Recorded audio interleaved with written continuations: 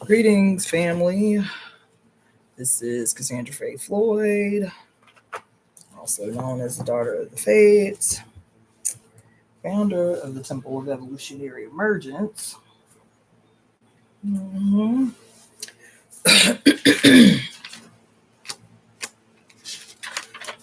going to get started. Okay.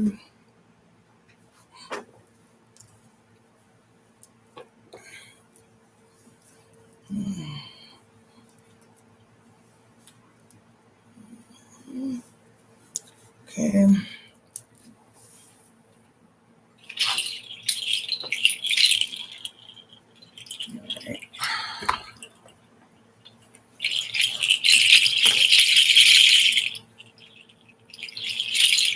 My screen looks weird. I don't know what's going on. My screen looks weird. I guess, whatever.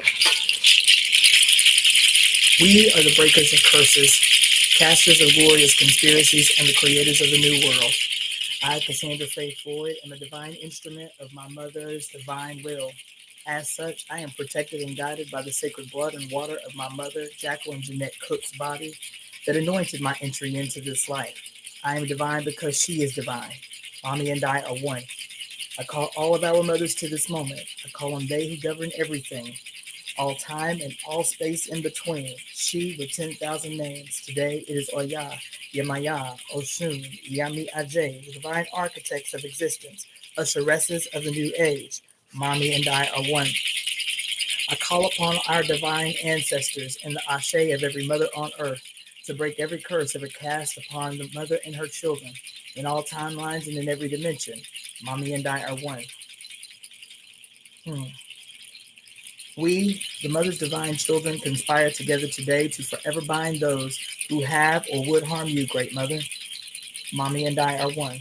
We conspire together today to destroy everything and everyone in every timeline and dimension that is called suffering and despair. Mommy and I are one.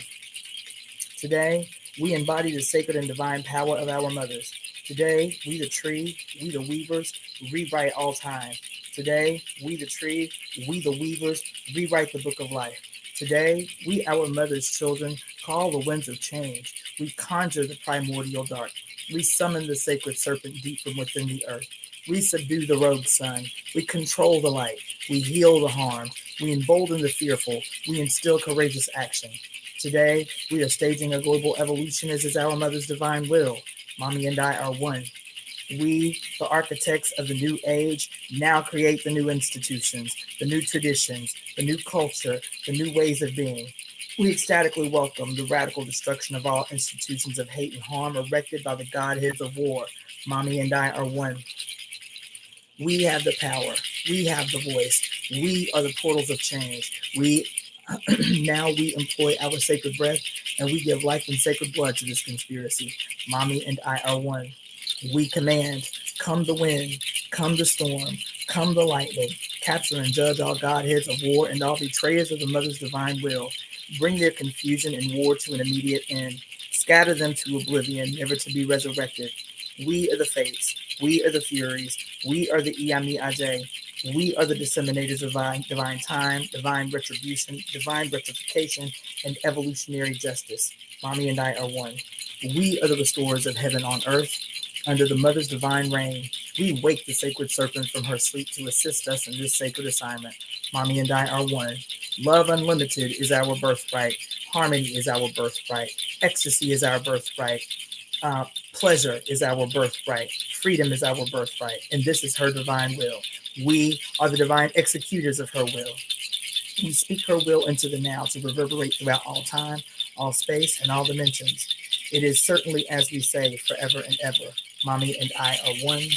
Mommy and I are one. Mommy and I are one. Now for the reading of the glorious conspiracy of the Temple of Evolutionary Emergence. I, Cassandra Faye Floyd, as a peculiar expression of the almighty divine she, the great cosmic mother, now join in breath with my global family to conspire on behalf of the whole made well. We are breathing these words together to ensure that our home, her body, is restored to her original perfect glory. Her glory is perfect in peace, love, bliss, happiness, and ecstasy. This world exists because we collectively will it so. We, as the representatives of the Mother's reign on earth, speak this beautiful conspiracy as a single cosmic earthly orchestra to guarantee heaven on earth in joyful compliance with our Mother's divine will. Possessing the power of our mothers, we speak this glorious future now. It is certainly as we say, forever and ever, Mommy and I are one. Mommy and I are one.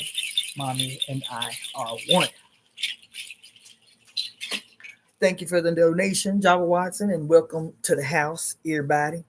Happy Indigenous Peoples Day, everybody. And yeah, this is Cassandra Faye Floyd, also known as Daughter of the Fates, founder of the Temple of Evolutionary Emergence. You understand?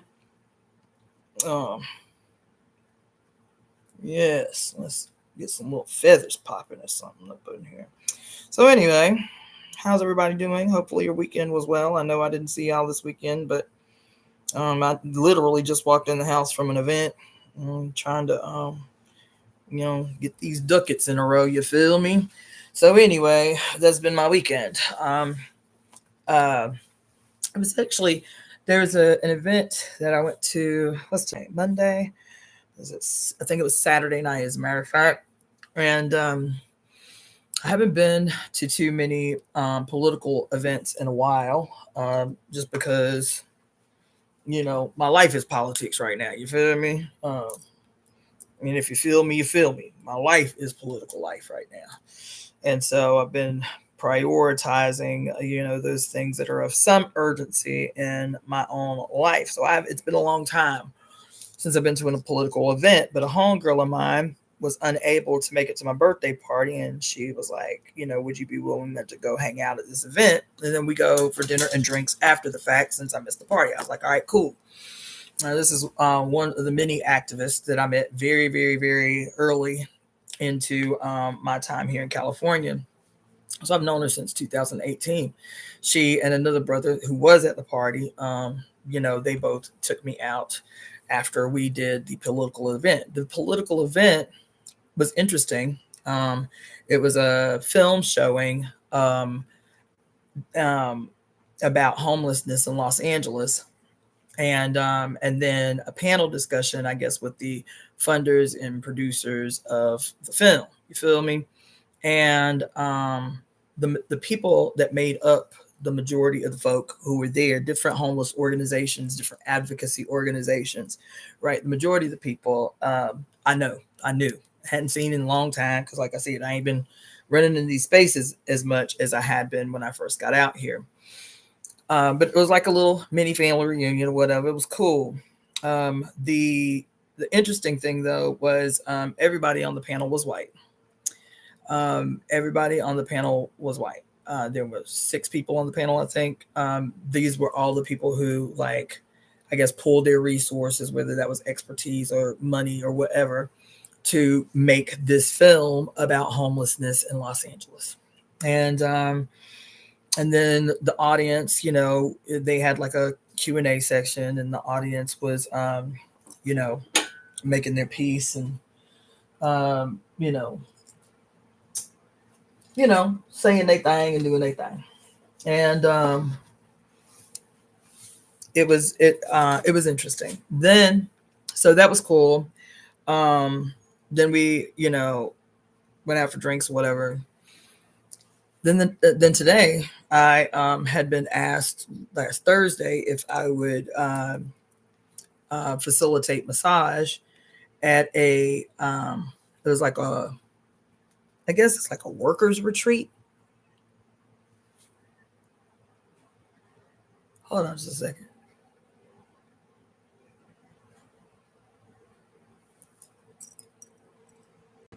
Sound like my cat cutting up. Anyway, it's like a workers' retreat. You know what I'm saying? Like people who get together in an organization and I guess like do what they were doing. They were working when I got there, and then I was set up to do massage for each of them, like a 20-minute massage for everybody that was in this like organizers retreat, right? And it was interesting because it was interesting for a number of reasons. Like, I'm always paying attention. And then I also had been asked to set up not only to do massage, but if I would be willing to bring to do divination. That some people may or may not be interested in massage. I mean, may or may not be interested in divination. Those people would be interested in massage, but some people might be interested in divination. So I was asked to bring a setup to do readings. So I did. The majority of the people wanted obviously hands-on work, but 2 people did ask greetings, Chantage. Email me. We need to exchange information. Like, I need to have an actual conversation with you, like on the phone one. So anyway, it was interesting because the 2 people that I read for, and it inspired me to do 2 things. I think I'm going to pull a card tonight for the temple. I haven't done that in a while.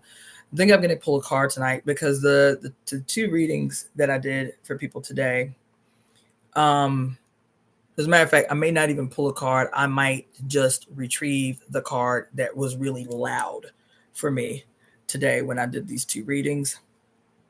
And then on the way home, Chantage, I just want to say about you that the way, because my homegirl Java Watson and my homegirl Claudia Ankra, who I haven't seen in a minute up on here, but they be really, really good about bum rushing me with timestamps, which I love. I love timestamps. I cannot say it enough. I know in the future how extraordinarily important timestamps are going to be. You feel me? When these videos start to be begin to be transposed into booklets and shit, timestamps are going to be extremely important. When I have a team that can actually start doing some video editing for me in mass, instead of a little bit I get to do here and there in mass, timestamps are going to be of utmost importance. So I really appreciate those people that take the time to timestamp why they made the comment that they made on the video. But Shanta J up that shit up a few levels because she is trucking through Pure Lust by Mary Daly, and she putting quotes and page numbers up on that shit. And I have to tell you, I cannot say enough how grateful and meaningful that is, how grateful I am and how meaningful it is that you have taken the time to do that. Because on the way home from doing massage and divination for these people at this organization, this political organization, I was listening to yet another timestamp delivered by our one and only Chantage. And oh, oh, oh, this timestamp on this day at this hour in the evening was so on time. It was so on time. It was so on time. It was so on time. And even though I am going to read the power to you today, I want you to bear with me because I have been tempted so many times. Let me see. Is there a way for me to look up? I meant to. Shanta J, do me a favor, baby.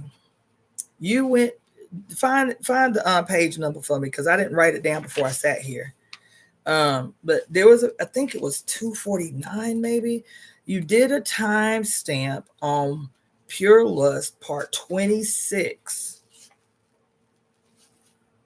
that I was listening to on the way home, and the timestamp, the page is. Let me get my cat. Child, he been cutting up lately. I don't know what his major malfunction is, but he has really discovered his motherfucking voice, baby. He has been really with the shits lately. Hold on just a second. Okay, boy, I'm coming. Goddamn. Hold on. Ooh, he has been with the shits, breaking into my car and everything. Okay, I'm coming. God. Got people out here thinking I'm abusing you or some shit, man. Goddamn. Come on. Come on, big head. Come on. Come on. Come on. Come on. Come on. You doing the most right now? What's wrong with you? Go get something to eat. Huh? Because you doing the utmost. Yes, you are. Doing the utmost. So anyway, I know it'd be a lot, but these days and these times, like, they're pressing, man. Between these readings that I did and these massages that I did and this event that I went to on Saturday, I'm going to tell you why I'm doing this. I'm going to tell you why I'm going to read a little bit from Mary Daly today, from Pure Lust today. Because I went to two political... What else did I do this weekend? I went to two political events this weekend. And not only two political events this weekend, I also went to a book club meeting at the Philosophical Research Society on Tuesday. So 3 political events in less than a week. And I've been in my house a lot, so it hasn't been as obvious as it was this weekend. And the thing that I'm talking about is this collective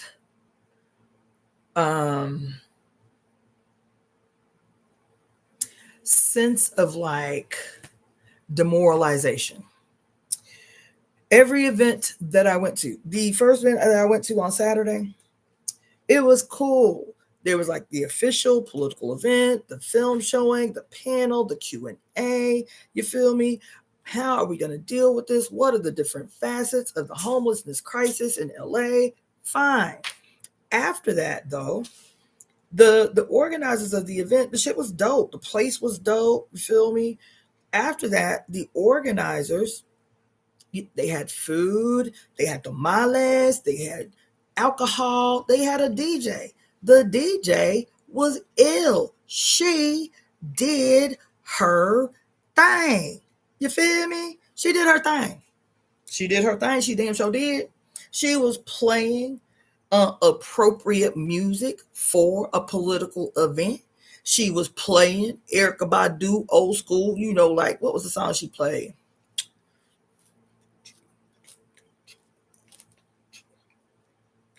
What am I talking about? Everybody knows what the song's about.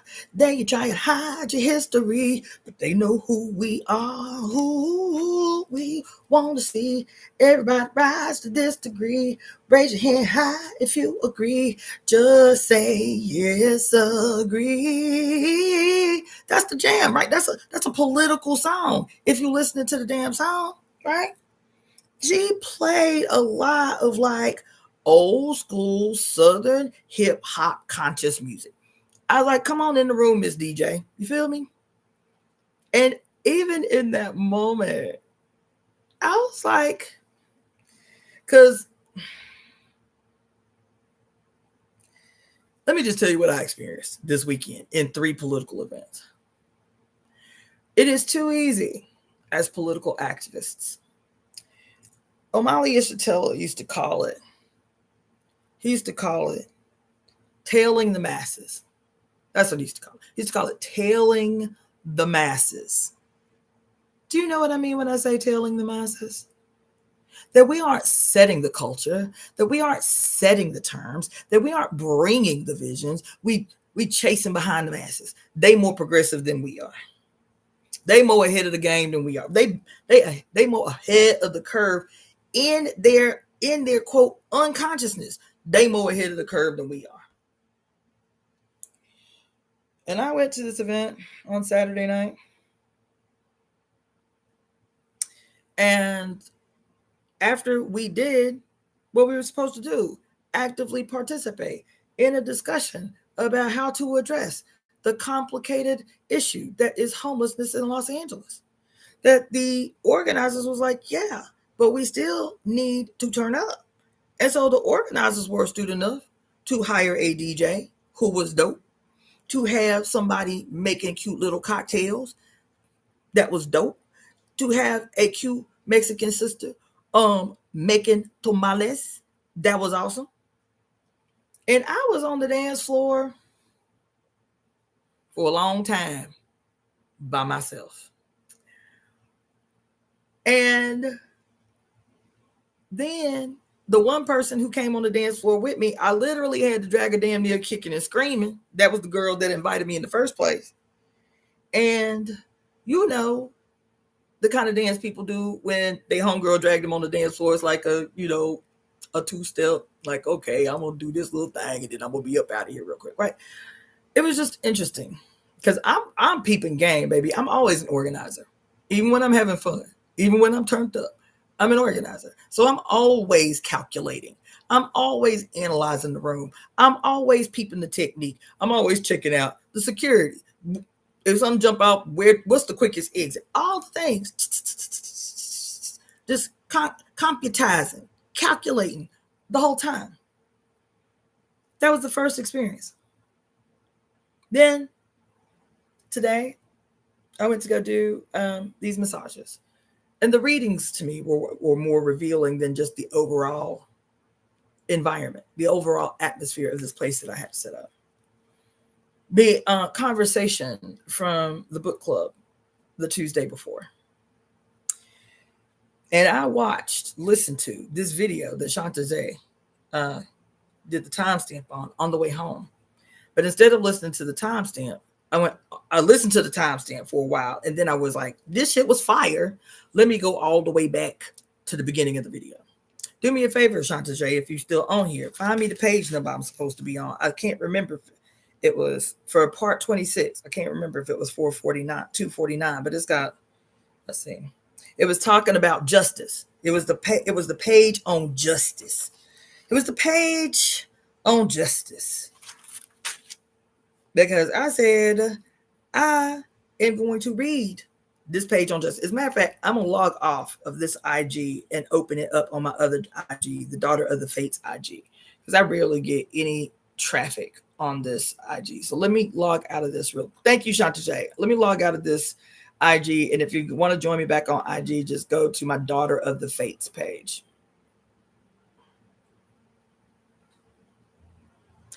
What am I talking about? Everybody knows what song's about. They been trying to hide your history. They know who we are, who you want to see. And everybody rise to this degree.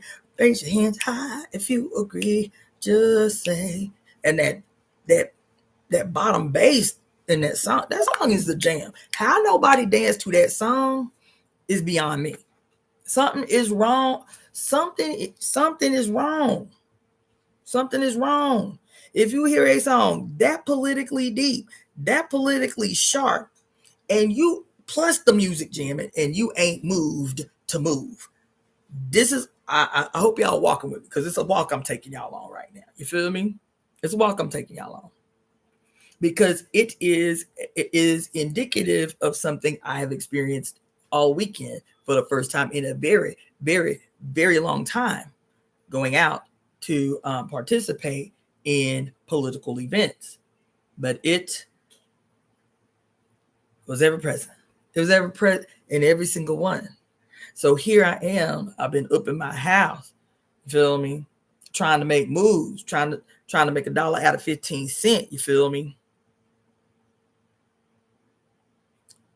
And I go out, and there was a lesson to be learned in the going out. That's the one. It's the jam. It's the jam. Okay? Soldier by Erykah Badu. That whole album is hard. The whole album is hard as nails. And I remember when the album came out. I remember what the political atmosphere was that gave birth to that album. I remember socially what was happening in the world that gave birth to that album. So for me, I'm on the dance floor like, yo, this DJ here is in tune with the event. She up in here cutting up this DJ. She's like, let me not just play hip hop. Let me play some stuff that's appropriate for the moment. And I'm up on the dance floor cutting up. Everybody just standing around chit chatting. You feel me? So anyway, okay. Thank you, Shantae. You say it's 275. 275. Because this, I'm telling you, this particular reading that Shanta J brought my attention back to from almost 2 years ago. It's been almost 2 years since we read Pure Lust. You feel me?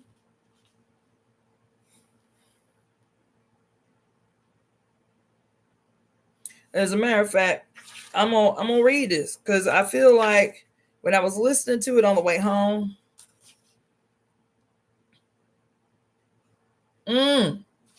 I was in the car screaming all the way to the top of my lungs, screaming.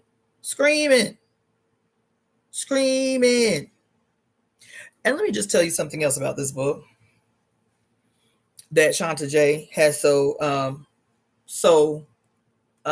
enthusiastically brought my attention back to over these last few weeks, months in her reading of the book, is that when we read this book, we were in another politically significant period of time when we were reading the book. This was almost 2 years ago that we read this book. And how I told y'all when we was reading this book, this bitch was a witch. This bitch was a witch. This bitch had a crystal ball up in her house and was literally writing the future, child. Was literally writing the future. Speaking of writing the future, there is a documentary I watched last night that has had me on one. And I made up my mind I'm not watching anything else until I can sit and take notes from this documentary that was playing while I was busy. You know what I'm saying? I was half watching it and half moving around doing shit. But even in the cooking and shit, this documentary. And the thing that's interesting is because the documentary was about a white male Jewish archaeologist and linguist. His last name was Kramer. Something Kramer. He supposedly, before he transitioned, was the world's top authority on Sumerian cuneiform. That there was nobody on earth as well versed in Sumerian cuneiform.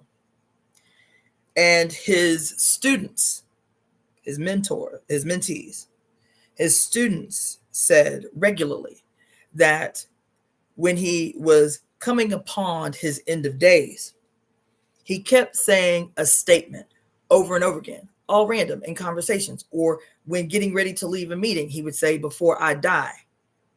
And then he would say, okay, goodbye, or before I die.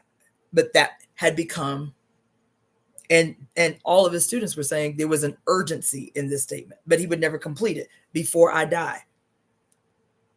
And then he'd be off or whatever, right? That there was something urgent that he wanted to say, but that he knew it would be so controversial because it would change everything. I'm sitting here watching this shit last night. And it was like, and I will say, even when I was listening to the breakdown of what the urgent thing was that he wanted to communicate and what and how it translated and what it meant,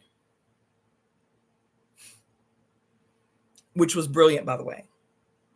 But I still kept saying, they are never going to go deep enough. So let me tell you the short version, because I'm going to share this documentary with y'all, and maybe I'll be better prepared to talk about it on another day. But in this dissecting, in this deciphering of his life's work, the deciphering of the Sumerian cuneiform, he said in the beginning years, he would ignore it as like a glitch or like, insignificant. He said, but no matter what cuneiform he was deciphering, this one statement kept coming up in the most random and seemingly inappropriate places. This one statement would show up in architectural drafts, right? The cuneiform detailed how to build buildings, you feel? So in an architectural draft, this statement would come up. I'll be honest, I don't remember the statement. It was something so simple, though. It was so simple, but he said it seemed more like something that would be in like a devotional or a hymn, which it was, right? This statement, this very short statement, it seemed appropriate that it would be in like ceremonial text or like in a hymn or something like that. Something that a priest would say in a service. It seemed like that. But he said, I started reading cuneiform that was everywhere. Cuneiform on how to, on how to create this building, how to make the bricks, what substances to use in the making of the bricks, do, right? In their financial records, right? How they kept books, how they taxed, how right? Their justice system. This one statement, I for the life of me can't remember what it was. I'm gonna watch this shit again because I told you I was gonna sit down and watch and take notes. But this one statement that made sense, where you're like worshiping a deity or something, but it didn't make sense everywhere else that it showed up. He said in the earlier years, he just was like, okay, maybe that's just the way they spoke back then, and that whatever, right? He would still reduce it, like just blow it off. That's odd that it would show up in medical records. That's odd that it would show up, in these different places, in military strategies, like battle campaigns. And this statement was showing up everywhere, right? And in the beginning, it perplexed him because he was a man. In the beginning, it perplexed him, this statement. But towards his end of life, which I gather he was sensing coming, because they said he was saying it all the time, right? And in the end, or the nearing of the end of his time, he had this breakthrough where he recognized that unlike today, writing, it was an extraordinary story. We've learned a little bit about this in reading the Sibyls, in reading the Great Black Mama of Creation, in reading the Great Cosmic Mother, in reading certain things in Barbara Walker's Dictionary of Symbols and Sacred Objects and Encyclopedia of Myths and Secrets. We've read it in different places. But his articulation of what came as a breakthrough for him, because he's a man, right, was the reason it wasn't insignificant. This one statement that perplexed him his entire career, confused him, because he's a scientist. It confused him. Why they got this shit up in here? Why they got this statement up in here when they trying to build some bricks and to build a build? Why they got this shit up in here when they trying to do their record keeping about who has paid and not paid their taxes? Why this statement up in here? Why this statement up in here when they are developing their laws on how to keep things correct up in society? Why does statement keep coming up in all these quote seemingly inappropriate places? And he said it wasn't until in his nearing the end of his days that it came to him that writing was not simply the act of chiseling in stone, because they wrote chiseling in stone, stone tablets, right? That only people in society that had a right to write were those who were trained to write. That were the scribes. The kings didn't write. Nobody wrote in the entire Sumerian society. The only people who wrote were the scribes. Their training as scribes was equivalent to a priesthood. It was equivalent to a priesthood to learn to scribe, to learn to chisel into the stone. And it was treated as a holy craft.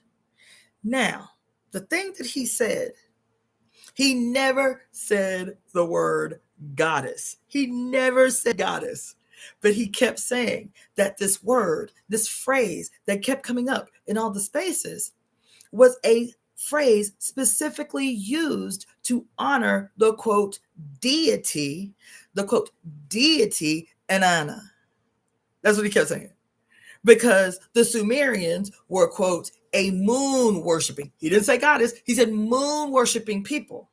And he said the god Inanna is who this particular phrase was associated with. No other deities, just Inanna. This phrase that kept showing up everywhere and perplexing his scientific ass. He couldn't get it. It was confusing to him. But even in the 1.5 hour documentary, they never said the word goddess when talking about the moon, when talking about Inanna, not once in the whole thing. And so it occurs to him later in life that this phrase that was just showing up in all these places, he said the reason that the phrase was showing up and the reason that cuneiform was so important, but because it was a scribe, it was a student of this sacred craft that would be hired by the stonemasons, that would be called on by the architects, that would be called on by the physicians, that would be called on. Even the physicians did not learn cuneiform, could not write. That the only people allowed to write were the scribes, and they were parceled out here and there and to and fro into the different areas of life that needed a communication that would live on forever.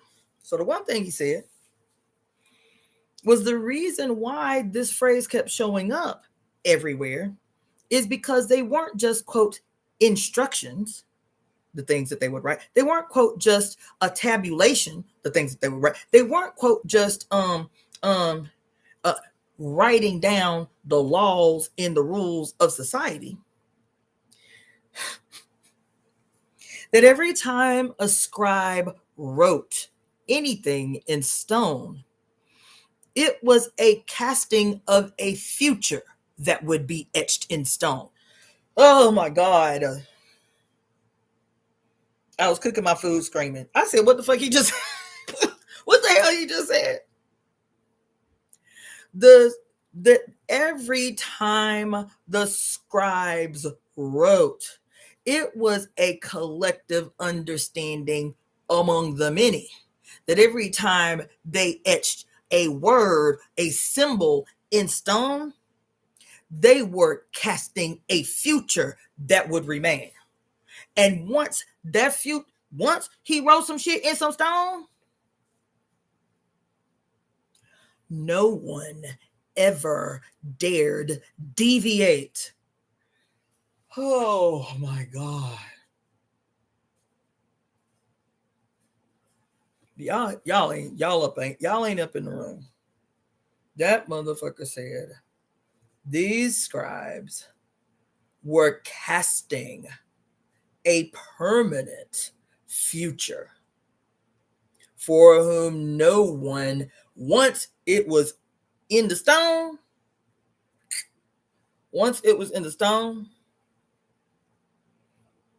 no one dared deviate.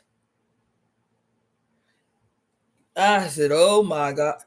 And so he talked about the problems. He talked about why that would be problematic in any society for something to be written down and to be seen so holy, because the mother was woven into every single aspect of life. And Anna was woven into everything the scribes wrote down. Everything they wrote down was a prayer. It was a spell.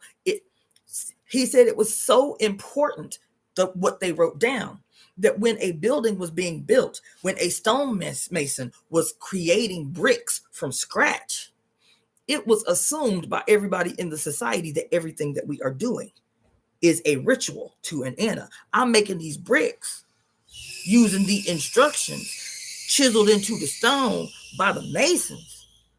But I'm not out here just working to make a brick. The act of making the fucking brick is a ceremony with her name etched into it.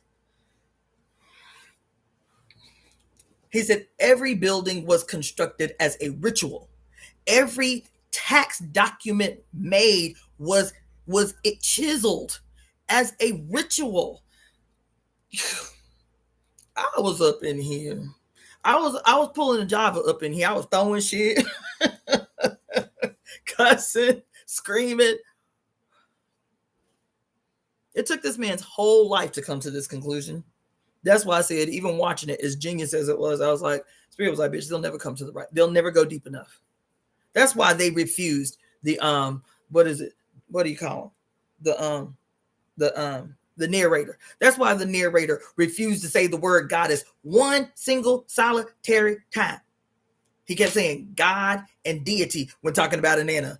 God and deity when talking about the moon. God never once hinted at, for the layperson who's just a scientist, that the God that was etched in every motherfucking stone, every pebble stone on the road, etched in every financial document, etched in every architectural draft. The statement was something to the effect of this reverence for the moon god, Inanna. That the whole society was erected as a ritual, as a ceremony.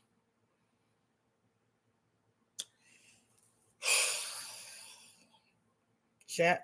When he said that every time they chiseled into that motherfucking stone, the whole collective accepted that it was certain and infallible, and no one dare go against it. No one dare question it. No one dare buck the system. And here the fuck we are today, 6,000 motherfucking years later, telling the same story from goddamn Sumeria over and over and over and over and over and over and over again.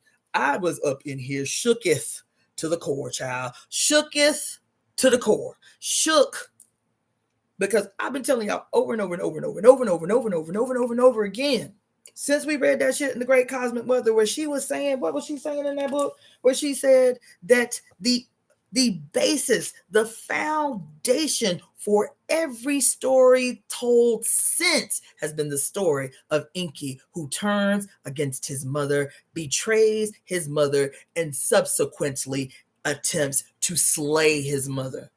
And that story is told over and over and over and over and over. The Jews have told the story. The Christians have told the story. The Catholics have told the story. The Greeks have told the story. The Persians have told the story. The Asians have told the story. The Americans have told the story. This story is replete throughout human history. And this man sat up on this TV the other day talking about they knew the scribes. They knew the priests who were the scribes. They knew that any time something was etched in stone. Is this where the story of Moses going up into Mount Sinai? Going up into Mount Sinai and God taking his magical finger and etching shit into the stone, etching shit into the stone tablets? Is that where that story come from? Because it's everywhere. That if you etch some shit into the stone, child, is this why the Egyptians did that? Because if you etch some shit into the stone, we will pay so much more reverence to it. We will have so much more awe and respect for it if it's etched in stone, that we will assume and not question. We will assume that it is a truth that is immovable, a truth that is unshakable, a truth that will always exist exactly the same way, unwavering, unflinching, just like stone.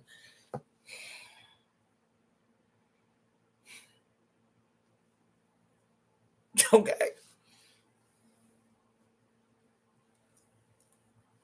Y'all ain't in the room. Y'all can't be in the room. Y'all can't, because y'all do not understand the gravity of what I just dropped on y'all. I said it, I meant it. I watched this shit at 6:00 in the evening yesterday and said I'm not watching another movie or video until I watch this thing, when I can sit down and take notes and concentrate, because this shit has blown my whole mind. It's blown my whole mind. Then today, thank you, Shanta J, for the donation. Then today, then after 3 political events. Why is this related? Me telling you about a motherfucking story that's 6,000 years old, etched in stone. A whole goddamn empire erected as a ceremony where nothing was, quote, insignificant. Nothing was insignificant. Why is that relevant today? Why is that relevant today? Because let me tell you what card I pulled for this woman today.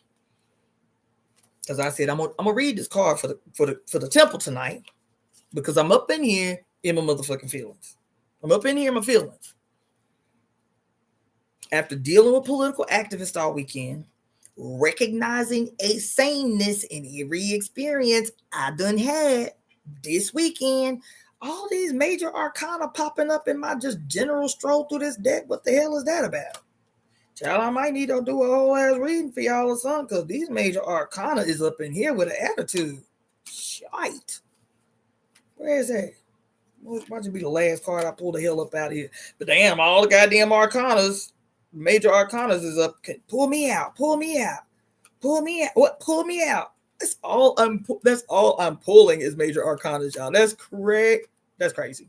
Crazy.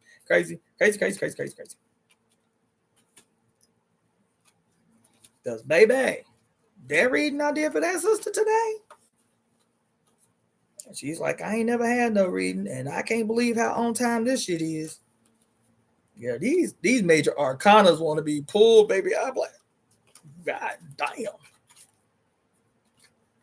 This is the card I pulled. This is called the Dancer. It is, for those who are more familiar with the traditional tarot, it is the World card. It's the World card.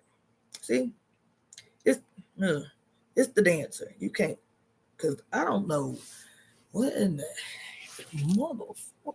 I gotta figure out my lighting situation here. This should be annoying. Here's the Dancer card, right? You see all the abundance on the bottom of the earth there? You see that? Everything just popping. Everything just abundant. Feel that? Then at the top, because the abundance is so abundant, look at that. All them women on the top of the earth just dancing. They like, yeah, we did that shit. We saved the world. Look at that. We saved the world. That's the dance of victory right there. You feel me? That's the dance of victory right there. All that abundance at the bottom there. They were like, we done did that. And they all at the top of the world celebrating. Okay? That's the card I pulled. Let me go ahead and tell you. Because I'm telling y'all, I'm up in here. This weekend had so much to teach me, child. This weekend had so much to teach. And it had so much to teach. The reason the World card, I don't think I've ever pulled the World card in a reading for the temple, if I can recall. But the World card, which is the last card, it's the number 21 card. It's the last card of the major arcana before you get into the minor arcana, right? The World card is like the arrival. It's the fulfillment of destiny. It's the moment you've been waiting for. It's like, we up in it. We did that. We made it. We did that. And so I pulled this card today after going to these political events where and I understand, it ain't even a critique, where the overall feeling in every single space was woeful, was demoralized, was burdensome. So burdensome, bitch can't even dance to a good-ass revolutionary song. Burdensome, woeful, weighty, heavy. Yes, Yolanda, doom and gloom ever present in the bitch. Let me tell you what had happened. The place where the first political event happened on Saturday, which was dope, very dope ass spot, right? We leave our cars, me and the homeboy leave our cars there because the girl that invited us, she's like, we should all just take one car, the place around the corner, whatever, leave your car, we'll come back and pick up the cars. We come back and pick up the cars. There's like 100 people in a line outside the place we just came out of, the place that we had a political event. I was like, damn, what's going on up in here? The music was bumping, right? And it looked like a bunch of young kids, but I was like, I want to go in. And my homeboy was like, me too. And the girl that invited us was part of the doom, gloom, demoralization, because all she did all night, everywhere we went, all she wanted to do was talk about politics, but in this way, right? And there's another side to her. Yeah, because she's awesome. She's in law school. She's indigenous. She's half Mexican and half Native American, and she was so hyped because she has just joined. She has just joined Union del Barrio, and I was like, oh my god, that's crazy because I've done work with Union del Barrio for 15 years through my work with the African People's Socialist Party. I was like, them motherfuckers is gangsters. They about their life. She was so hyped. She was so hyped. And she was asking my opinion, whatever. So anyway, that's all she wanted to talk about though, was just like, it was like the burdensome part of political activism. You feel me? So anyway, me and Victor have to we have to convince her to come up in the club with us. We want to go in the club. She was like, I want to go home. I was like, okay, well, you can go home, but we gonna go in the club. Y'all ain't gonna leave now. She was like, if we didn't leave, she wasn't gonna leave. But it's like, we got 3 different cars. Well, you can go. We ain't gonna feel no kind of way. She was like, no, I mean, if y'all gonna go in, I'm gonna go in. But the whole time we were there. Now, mind you, this is the exact same place that we were just a couple hours before, but the event has been torn down, another event erected, and it was like 300 people mushed up in there, 3 different DJs. The first DJ was this black girl, turned all the way the fuck up. When I say she showed her whole ass, she made sure everybody knew she was up in the clique. It was great. People wall to wall. And of course, she's like, but everybody's like young as my son. I was like, and your point is, right? So we go up in there, me and the homie dancing. She's like she wants us to know. You feel me? She wants us to know. Right? But she's not really into it. 30 minutes in, y'all ready to go? Yeah. Girl, you can go home. You have your own car. We're not going to leave. Boy, stop. We're not going to leave. She refused to leave if we didn't leave, right? So we was cutting up. And it's like that energy associated with people. We went to a club. Let me tell you, we went to a bar. And I was having a conversation. These 2 dudes let us sit at their table because there was nowhere else to sit. 2 Mexicans. One of the dudes, like all 3 of us are talking. I'm waiting for her to come out the bathroom and the other brother to get our drinks, right? They cool. Regular everyday people after work having a drink. She sit down. I asked one of the brothers, I was like, where y'all work? They was like, we work at a restaurant right around the cut called this and that and this and that. I couldn't even remember the name of the place. I was like, oh, okay, what kind of place is that? He's like, have you heard of Memento Mori? Memento Mori. I was like, what? He's like, yeah, Memento Mori is a group. And as a group, they own a bunch of different restaurants around town. I was like, really? Because there's a place 3 blocks from my house called Memento Mori. And it's like, because Memento Mori means remember the dead, right? And the reason it's called Memento Mori is because it's a taxidermy place. They have like dead animals in the window, skulls and bones and stuffed peacocks and stuffed raccoons and shit. I was like, that's why I was caught off guard, because he has Memento Mori tattooed on his arm. And then there's this shop that I go into all the time called Memento Mori right down the street. But anyway, it's another company called Memento Mori in the city that owns a chain of restaurants. So we're all talking. I was like, damn, well, who owns that? And he was like, oh, it's some Jewish dudes, but the restaurant that we work in is an Italian restaurant. I was like, Jewish people owning an Italian restaurant? I was like, yeah. He was like, no. He said they own the chain with the different restaurants, and each restaurant is a different theme, right? So they hire the people that can work the restaurant for the theme or whatever. That was it. Just that simple. Where y'all work, tell us the funny story about where you work. And she starts grilling one of them about why he would be working for Jews. I was like, girl, it's 1:45 in the morning. These nice young men have allowed us to take up a whole row of seats at day booths because we ain't got nowhere to sit. And you want to sit down and grill the man at 1:45 in the morning about why he working for some Jews at an Italian restaurant, talking about the Jews and their cultural appropriation of Italian food. I said, how's that cultural appropriation? I said, they both European. She said, what you mean? I said, Jews are European. Italians are European. Like, let them do that. She was like, well, I was talking more about the Latino thing. I said, what Latino thing? I said, what you talking about? I said, what's a Latino? I said, what's a Latino? She was like, Latino people. I said, there ain't no such an animal. There ain't no such an animal as Latino people. I'm sorry. There ain't no such an animal. Latin is European. More specifically, Latin, because he talk about the language, the Latin language for which he has memento mori tattooed on his arm. That's what he was talking about. Okay. And I said, girl, this is Latin. This is not Latino. This is Latin. And I said, if you want to be more specific, there ain't no such thing as no Latinos. There ain't no such an animal as a Latino. Latino, it comes from the word Latin, which is Roman, because the Roman Catholic Church, which was dominating all of Europe, Spain, why y'all call yourself Spanish, Italy, right? All them areas.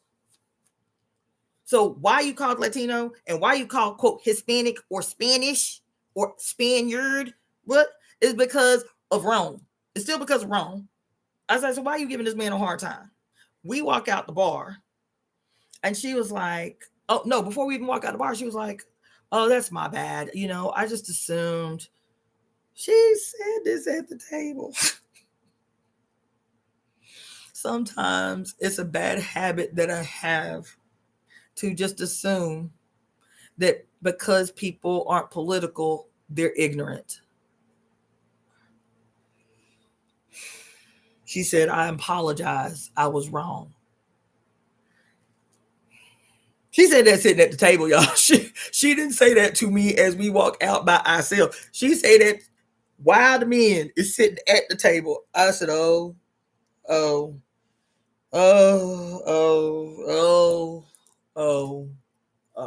child, oh. I said, first of all, I said, everybody, I said, as actors got a bad habit of acting like Christians, thinking that everywhere they go, everybody is a sinner.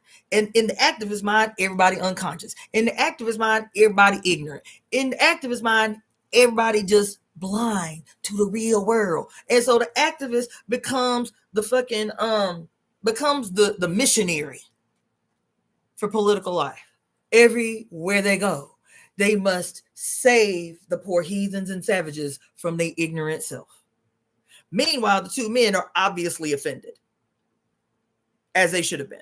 So I'm having to explain while not checking the shit out of my homegirl for this outlandish shit she just said after we just had a conversation about where the men work, why they coming to the club to have a beer after they get off work.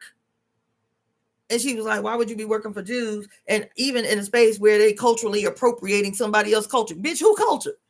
Who culture? You know what I'm saying? It was bizarre, right? And so that happened. Then we go back to the spot. And it was like everywhere we went, it was like if we couldn't talk about politics, like we on the dance floor. And I forget what she said.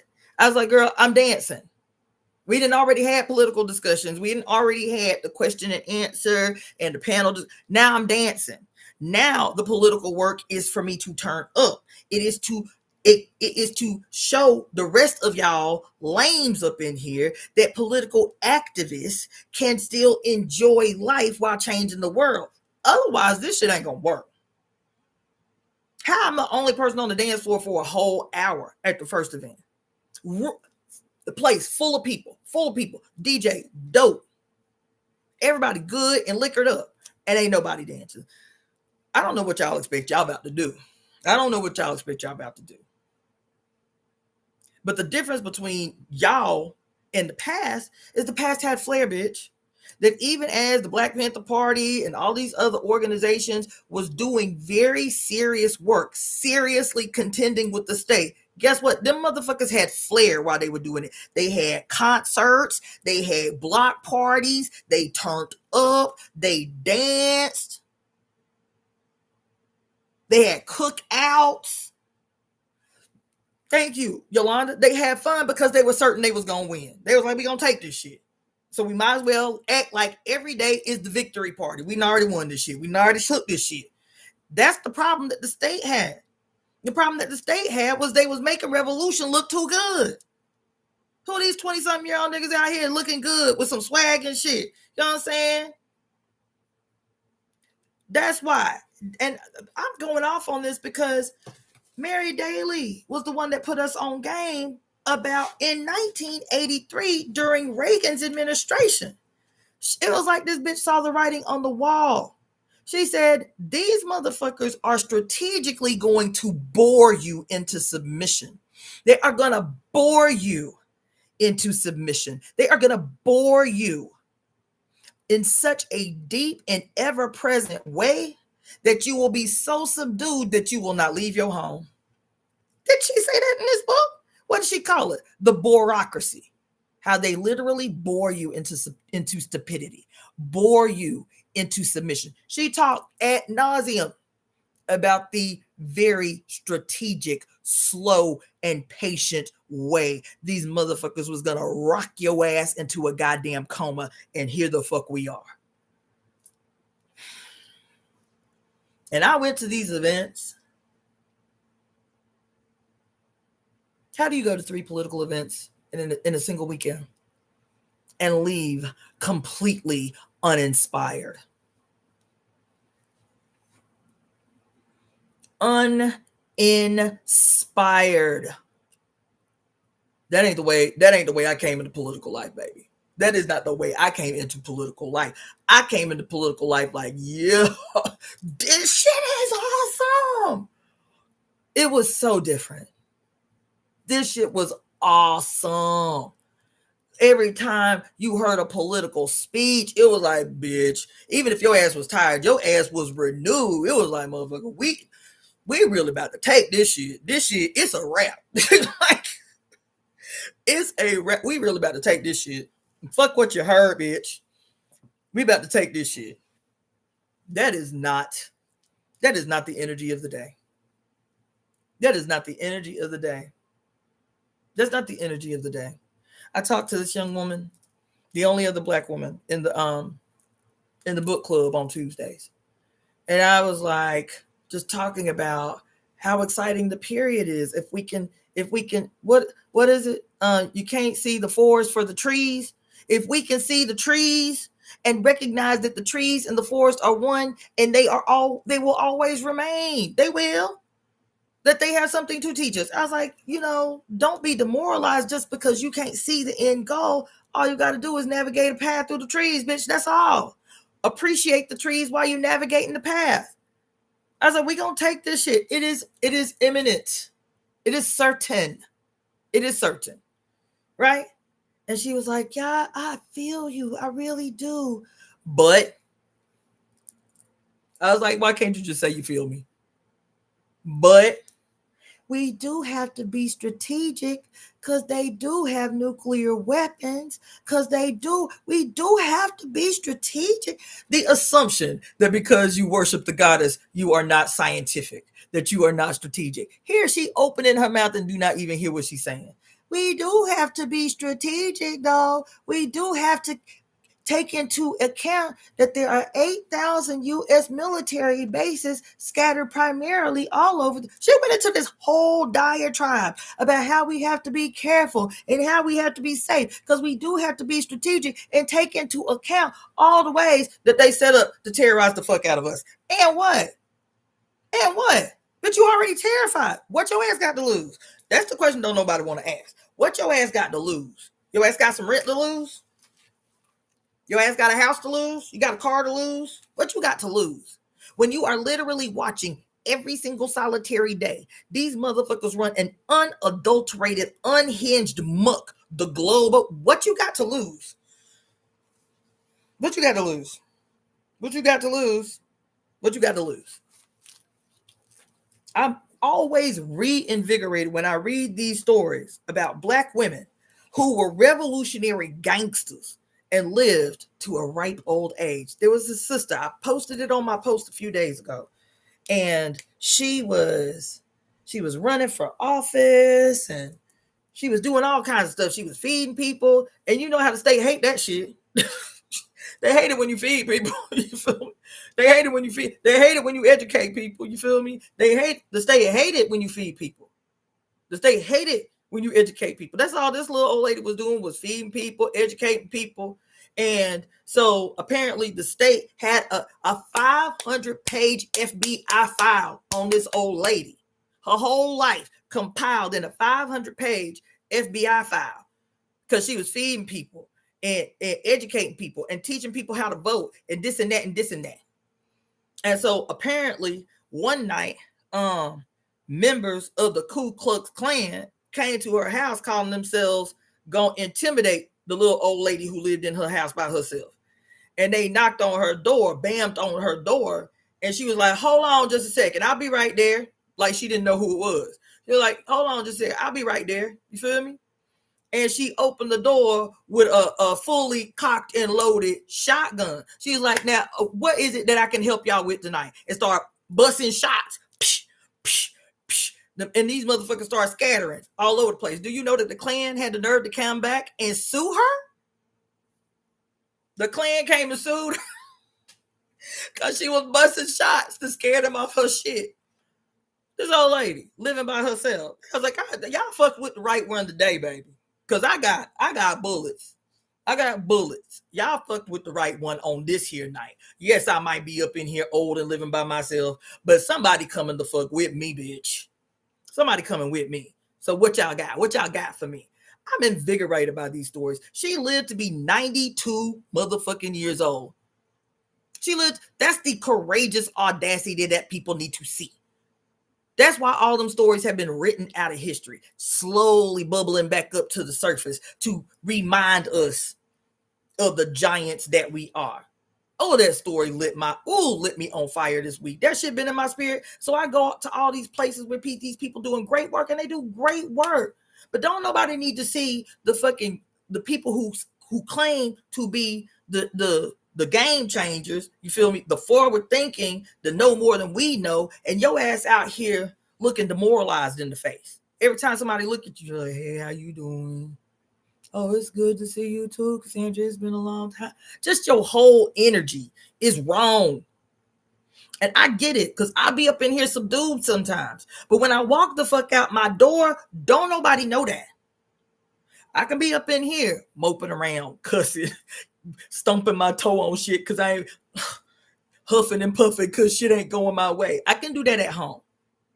But I'm telling you, when I go out, I don't care what my attitude is. When I go outside, my chin is up in the air, my back is perked up. I'm walking like I'm somebody.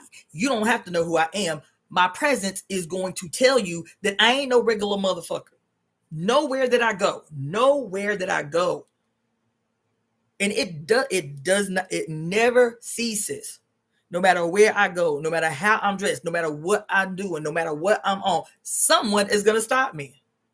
Every time I leave the house, someone is going to stop me. Somebody's going to stop me. Why? Because I believe in why I'm here. And that shit shows on me. And I'm aware and astute enough of it that if I only have a few minutes to communicate to the greater world without my mouth, if I ain't using my mouth to communicate to the greater world, my presence has to communicate certainty. My presence has to communicate audacity. My presence has to communicate courageous action. My presence has to communicate I am somebody. I got the goddess riding on my motherfucking shoulders, bitch. What? I'm 10 feet tall out this bitch. What? I'm 10 feet tall. You ain't know? I'm 10 feet tall out this bitch. We do not need the people who are the face of, quote, activism, the face of, quote, game changer, the face of political action looking defeated. Don't nobody need to see that. That's why we huddle together behind closed doors, so we can come together and we can treat and we can help each other and we can, you know what I'm saying? Put hands, like all the people that I treated today were all activists. You put hands on each other and help each other behind closed doors. Because when we go the fuck outside, we better go outside like we believe the fuck what we involved in. Like we believe what we involved in. Not only like we believe what we involved in, that we give a fuck about the people that we say we out here defending. I was working the door at a food drive once, and it was my first day at the food drive. And so I was responsible for making sure that everybody that came in and got a bag of food wrote their name and such for the 501c3 to account for everybody that got food. And so I'm hype. I'm like, it's my first day volunteering with this new organization. They about that life, whatever. I'm hype. And I'm like, hey, how you doing? If you could just write your name here and the number of people in your household and your email address. Thank you. And the woman, a Mexican woman, looked up at me as she was writing her name. And I'm giving her the spiel, right? And she looks up at me and she literally started crying. She said, I'm doing good. She said, thank you so much. I said, for what? She said, I've been coming here every Saturday for 10 years and no one has ever asked me how I am doing.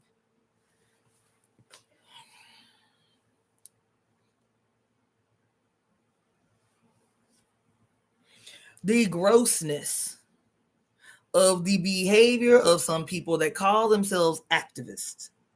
The grossness of this whole concept of philanthropy, this malignant construction called philanthropy, where you are so arrogant and so it's just gross. It's fucking gross. It's gross. Some of the shit that I see out here. First of all, you cannot have had the experience that these people have to have or have had, that they got to be up at 5 o'clock in the morning to be in this line to make sure that they get enough groceries for the week. And how demoralizing that is for a person to be in a position where they have to go and pick up free food from a food drive at 5 o'clock in the morning, waiting in a line, child. That food drive serves 3,000 people a weekend. To have to be in this line to make sure that you and your children have enough diapers, because they give out diapers, and they give out food. Enough food for 1 week per family and enough diapers per week for families with children. To sit in a line all motherfucking day to wait to get food and diapers for your family. How demoralizing that is. How dehumanizing it is to live in one of the wealthiest cities in this motherfucking country, and this still have to be the case every weekend all over this goddamn city. Thousands and thousands and thousands and thousands and thousands and thousands and thousands and thousands and thousands of people at every church and every goddamn nonprofit waiting to get a week's worth of food because the shit's so dire out here.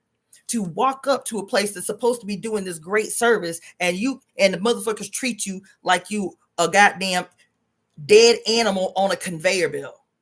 Can't even speak, can't even create an environment that is invigorating, that is affirming, I'm so glad you was able to make it out here this week. How this woman been coming every week, every Saturday.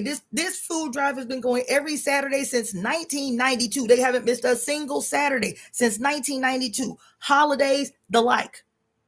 And this woman been coming for 10 years and don't nobody know her name yet? We can't do that shit. Treating people like the burden that they're required to interact with while they galvanize their badges of honor. See, I work at a food drive. You ain't even attempted to empower people in the process. You feeding this many people, what you putting in their bag? You feel me? Not just food, what you putting in their bag? Are you putting flyers in there with other services that they can gain access to? Are you putting little pieces of paper that say, you are valuable, you are worthy, you deserve this and a million times more. Keep your head up. We will be here next weekend.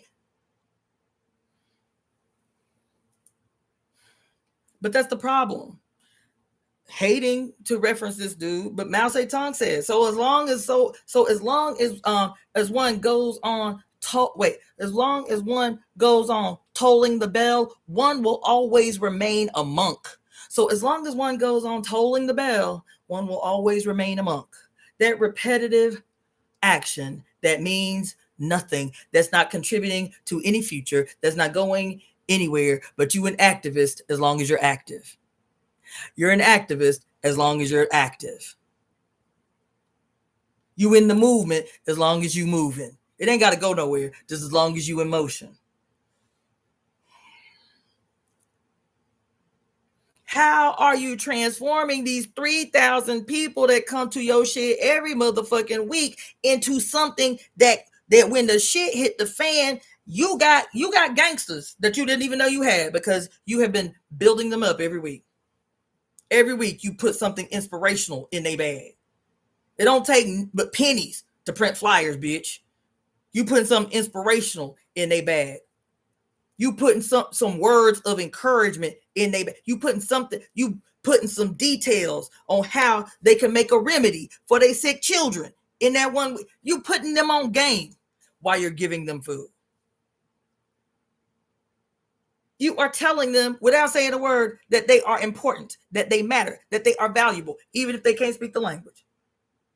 That their life is valuable, even if they hear undocumented. That their lives are valuable, regardless their situation. You ain't did it. You just give people food every week. That ain't the world we're trying to create. We're trying to create a world where philanthropy never exists again, where charity is never needed again. Anyway, this weekend I needed to go out this weekend. I really did. I really needed to go to these places this weekend. Because sometimes I be up in this house too long, and it's too easy to be up in his house by myself and be like, what's the point? Overwhelmed. Then I get outside and I'm like, oh, I remember. Let me put my motherfucking game face on. Because that shit was unacceptable all weekend. What you do, especially now today, what you do, I don't give a fuck how urgent the world is. Yes, the time is urgent. But when has it not been urgent, bitch? Point to a time where it wasn't urgent, and I will walk back everything I didn't see it. Tell me a moment where it hasn't been urgent, and I will walk back what the fuck I'm saying. It's always been urgent. It's just a new face on top of the urgency. That's all. But when you got people out there professing to be the game changers, the world changers, the leaders, the activists, we on the front line and all that shit, and your ass walk out the house demoralized every time you walk out the house. You walk out the house looking like a vagabond. You can't do that. I don't give a fuck how tired you are. You can't do that. Yeah, what do we say in the conspiracy? We say that we are a representative of the mother's divine will made real. That's what we say. We say we are a representative of the mother's divine will made real. Well, if I'm a representative of my mama's divine will made real, I go outside like like my mama matter. Like I want my mama to be proud of me when I step out the house. Like shit, ain't no child of mine. Why she look all slovenly like that? Why she? I get it. You tired, but like, damn, you couldn't put something cute on? I'm telling you. These days, when I go on my daily walk, because I know that 100 cars are going to see me when they passing by, driving up Sunset or up Highland. The last 2 weeks, every day I go walking. I don't drive up to the mountain no more. But even when I was going to the mountain, every time I leave the house to go walking, I have on a dress. That's just me. Y'all do what you do. But for me, being deliberate about what I am trying to draw to me, attract to me, put out there, I wear a dress. I wear my hair flowing. I wear jewelry just to go on my daily walk. Yep. For the last 2 weeks, I've been doing that. For the last 2 weeks. And I know it's going to be purposeful. I do. I can see it clearly. I know it's going to be purposeful. I wear a dress. I wear comfortable heel-esque shoes. I walk for a mile every day. It ain't much, but I walk from a little mile down main streets. Because we live in a city that is bored to death. You see this dress? I'm walking in this dress today. This brilliant orange paisley 1960s-esque, whatever, all the way down to my ankles with green. I made these earrings to go with the dress today. I made these earrings to go with the dress, right? That's all I want. That's all. That's all. That's all. Wore the earrings to go with the dress because one, I'm always telling you, you have to be seen. We have to be seen. We have to be seen. Who is the we? Everybody. Yes, I like the Naomi Campbell walk. I do it sometime. You feel me? When I go out to the club, wherever I go, I'm just very purposeful these days. I'm very deliberate because we're talking about the establishment of a bureaucracy. Please believe I'm not off topic. We're talking about the establishment of a bureaucracy. We're talking about Mary Daly talked in this book about how they deliberately remove color from collective human consciousness. Do you know I saw an architectural documentary that says since 1919, there has been deliberately the removal of over 180 colors from architecture. Why they do that? Because they are patient. In 1983, Mary Daly said, they are about to bore you motherfuckers into submission. Just wait. I can see the writing on the wall. They are about to bore you into a coma from which you cannot awaken.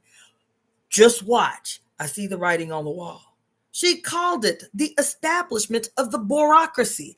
I'm sitting here watching videos all week. Boy, what do you want? You is being so needy. Ugh. What do you want? Because you ain't going to be up on here wiggling and shit. Now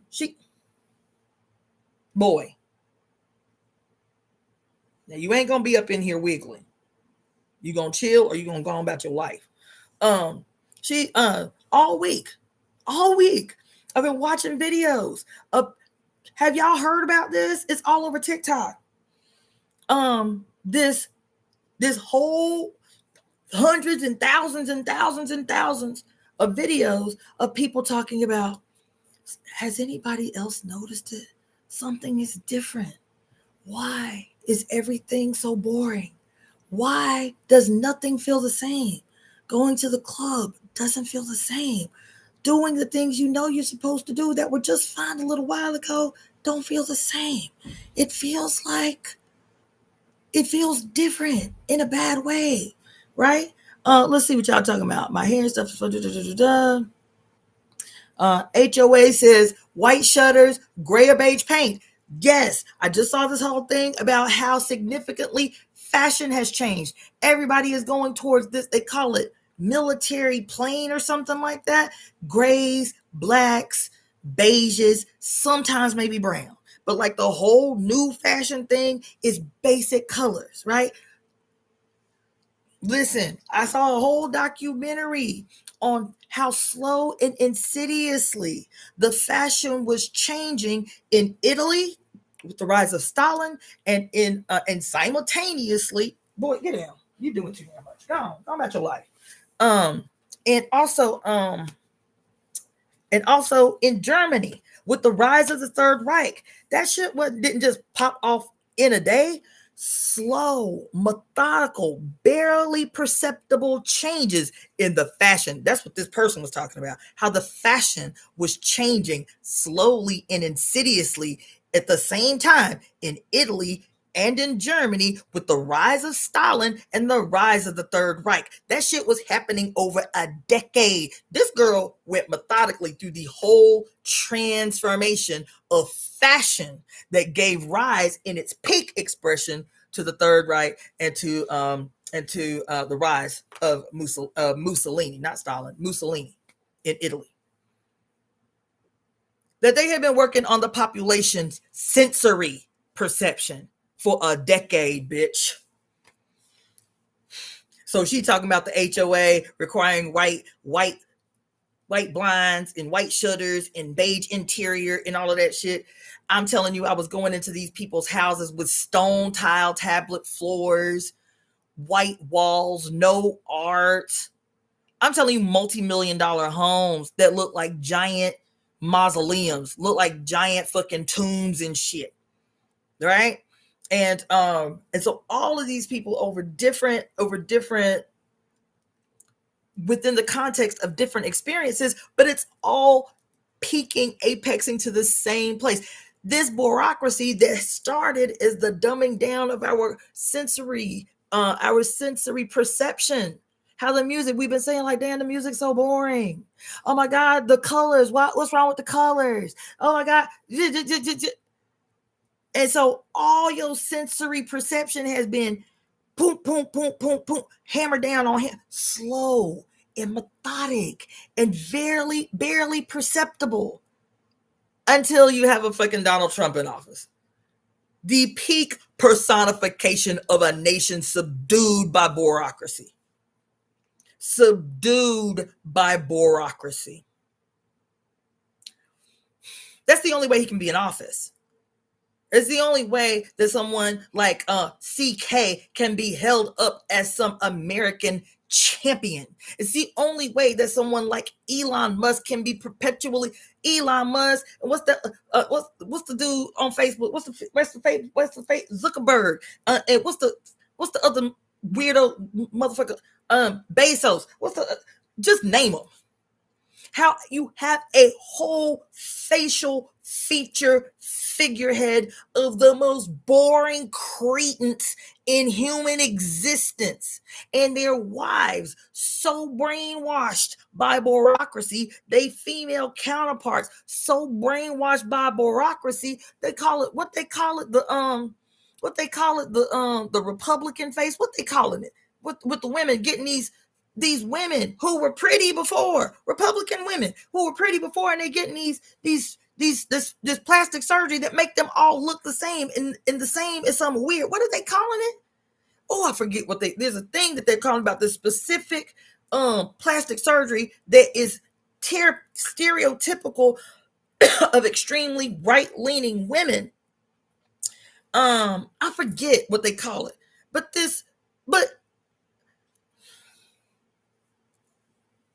y'all, that's why they drove 600,000 Black people out of LA, was to prepare the city for a whole decade of boredom. But they can't have a boring city if they got 500,000, 600,000 motherfucking Black people right here in the heart of Los Angeles. They was like, we got to get these niggas the fuck up out of here. If we about to bore these motherfuckers into submission, Black people can't be here. Black people cannot be up in here. They talk about it in your face when they talk about the strategic plan of gentrification, not the side effect. The strategic plan of gentrification is to go into areas typically with a rebellious or revolutionary history to bust up the unity in that previously revolutionary population, to destroy the culture in that population and superimpose an Edward Scissorhands style culture in its place, to completely eradicate the history that was the culture before the imposition of this new, very sterile Starbucks on every corner. Every building looks like a tomb type of thing.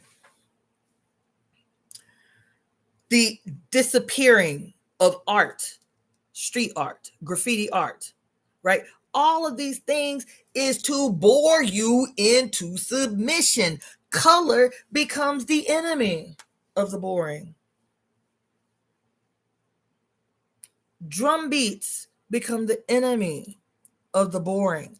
That's why the white pioneer who moves into your neighborhood and get mad that you cook out every weekend because you enjoy life and you got your boombox outside playing music while you cook it in your backyard that your ass paid for. And the first thing her pioneering ass, she the only white person in the goddamn community, but she the pioneer that says the coast is clear for other white people to come, because you know that is the method of gentrification. You feel? And so she come in, and because you playing your boombox at 6:00 in the evening, bitch, it ain't even after hours. She called the police talking about, I smell their barbecue and they've got their boombox outside and it's really loud. While your ass is the pioneer in the neighborhood. You feel me? She is the necessary pioneer that introduces the cavalry the pigs, the cavalry, the police, the cavalry to come and subdue these wily savages. The shit, when I tell you the script ain't changed. The script ain't changed since they did what they did to the indigenous. Pioneers come out here to do the good work, to survive the savages, to say the coast is clear for the rest of us to come on up in here. You feel me? When I tell you the script ain't changed, how there are complete communities, neighborhoods, towns, and cities that have been disappeared off the face of the map. Not just the obvious ones like Tulsa, Oklahoma, or Rosewood, Florida, or any of them where they'd have been bombed the fuck out of existence or burnt the fuck out of existence. There have been just as many that have been gentrified out of existence. You would never know a black, brown, red person ever lived up in the motherfucking place. That there was a whole thriving town. Now, it looks like every other Edward Scissorhands-esque looking community. Paper cutter houses spun out on a conveyor belt, open land, and 2 months later there's 40 fucking homes that all look exactly alike. Different shades of gray, different shades of beige, but every home looks exactly alike. And the reason I'm telling y'all this is because I know I'm taking long. I might have to retitle this one too. But that piece that that's why these babies is sick. That's a story for another day. But that piece that Shanta J did the little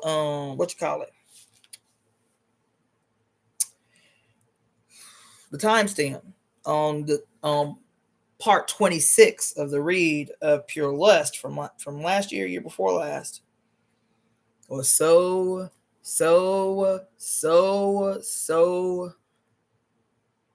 on time. It was so perfect for the end of what was an extraordinarily revealing weekend. Surrounded by activists I have known since I got to the city almost 8 years ago. It was really, really interesting. The dichotomy of going to a full-on rave at the same place we had just gone to this political event. It was a really interesting weekend. So let me just say, because I'm gonna read this, because I know it's important, because I was on the way home from the event that I did today, where the organized. You feel me?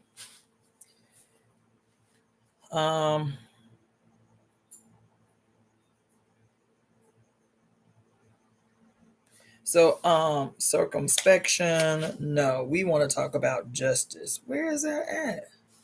Oh, she said 75. Yes, child. Yes. We got to talk about justice. Okay.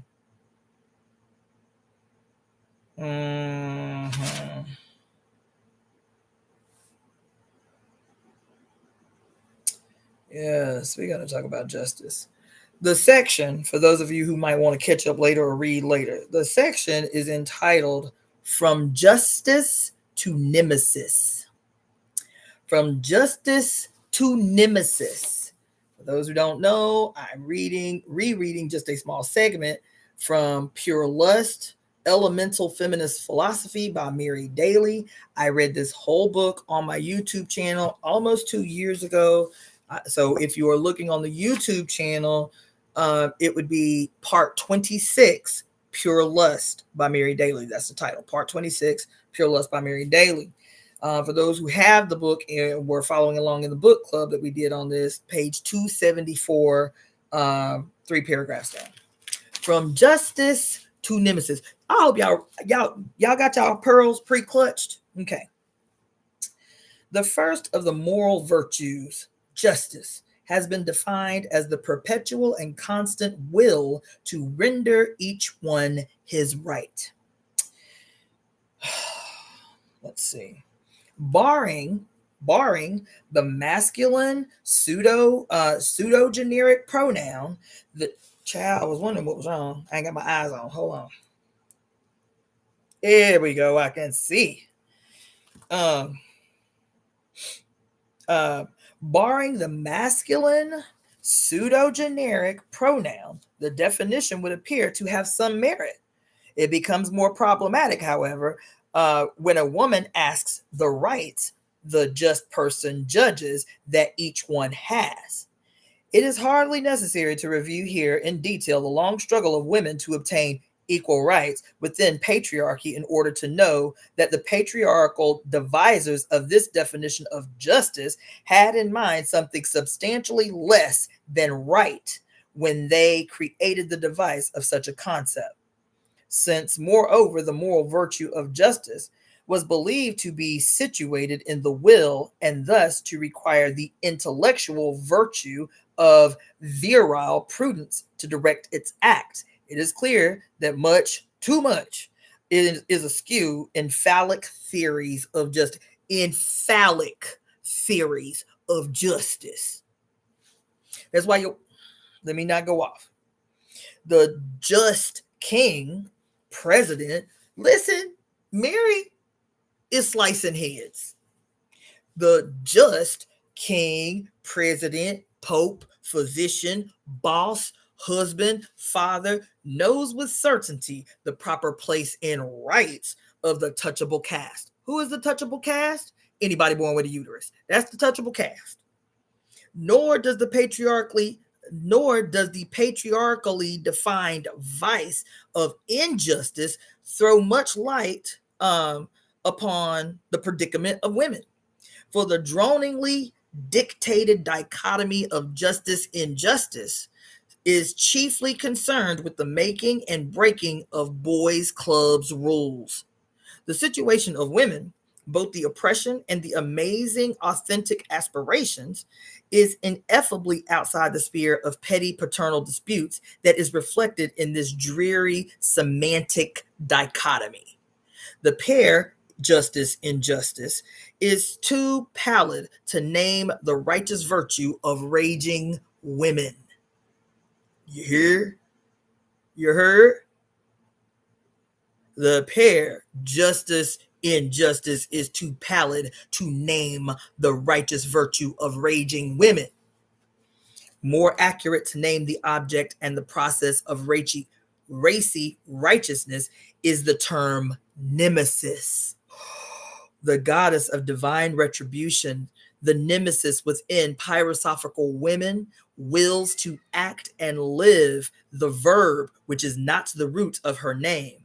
Nemin, meaning to deal out. Listen, Nemin, the root of her word, the root of her name, means to deal out, to dispense retribution.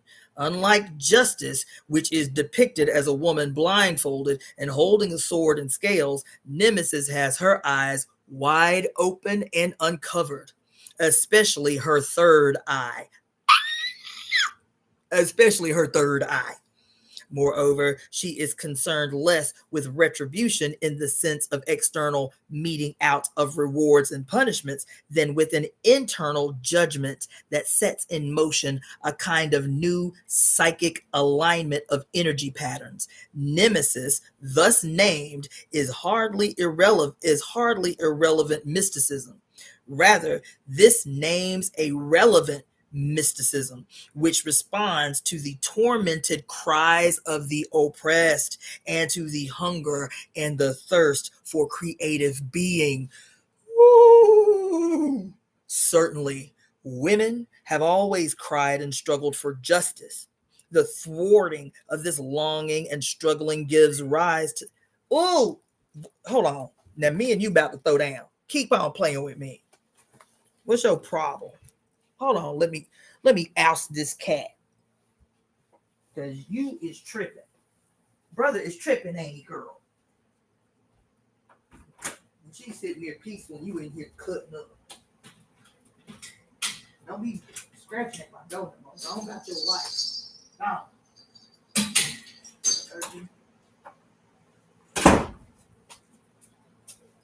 He been chill all day. I told y'all they smart as hell. As soon as I start talking, his ass want to cut the clown. All right. Certainly, Women have always cried and struggled for justice. The thwarting of this longing and struggling gives rise to the birth pains of radical feminist awareness. But only when the knowledge that something is not right evolves into uncovering the invisible context of gynocide, and beyond this, into active participation in the elemental context of biophilic harmony and power, can there be a great and sustained creativity and action. To name this active elemental contextual participation, which transcends and overturns patriarchal justice and injustice, other words are needed. Nemesis is a beginning in this direction. The thirst for what has been perceived as attainable justice, as well as the longing to overcome injustice. Walk with me, because this is the section that had me screaming in the car. Okay? The thirst for what has been perceived as attainable justice, as well as the longing to overcome injustice, has driven women into the arms of the male left and of the male right. Women of the left have sought justice through male approved methods of revolution. Oh my. She said through male. This is the left. Male approved methods of revolution, child. Women of the right have sought justice through, have sought justice, though they often cannot articulate even this word, through tears, self-deprecate. Who does sound like? Through tears and self-deprecation. I just want to be a trad wife. I just want to be happy and have kids. Self-deprecation, insistence on their place in heaven, militant anti-feminism, and vicarious living. Vicarious living. Oh my God. When I tell you, I read this shit 2 weeks ago. 2 years ago. And this trad wife leading to this radical rabbit at the mouth, white female, right leaning weird shit that is peaking right now. We read this 2 years ago. Okay. She says they try to find justice through tears, self-deprecation, insistence on their place in heaven, militant anti-feminism, and vicarious living. Since they themselves cannot have power, at least they can experience power in proximity to their men. Women swing to the left and swing to the right when captured within the confines of the patriarchally controlled imagination, expressed in the words justice and injustice. Oh my God. Understandably, there is often a passivity in women's hope for justice as for a commodity long overdue, child. She called justice, patriarchal justice, as a commodity long overdue. Even the expression of fighting or working for justice suggests a commodity to be gained through active struggle. It does not convey the object of this striving as something that women create. Justice that women create. Okay? This may in part be related to the passive condition of women as oppressed. I suggest, however, that the problem has to do also with the word justice, which is not sufficiently inspiring or firing. Oh.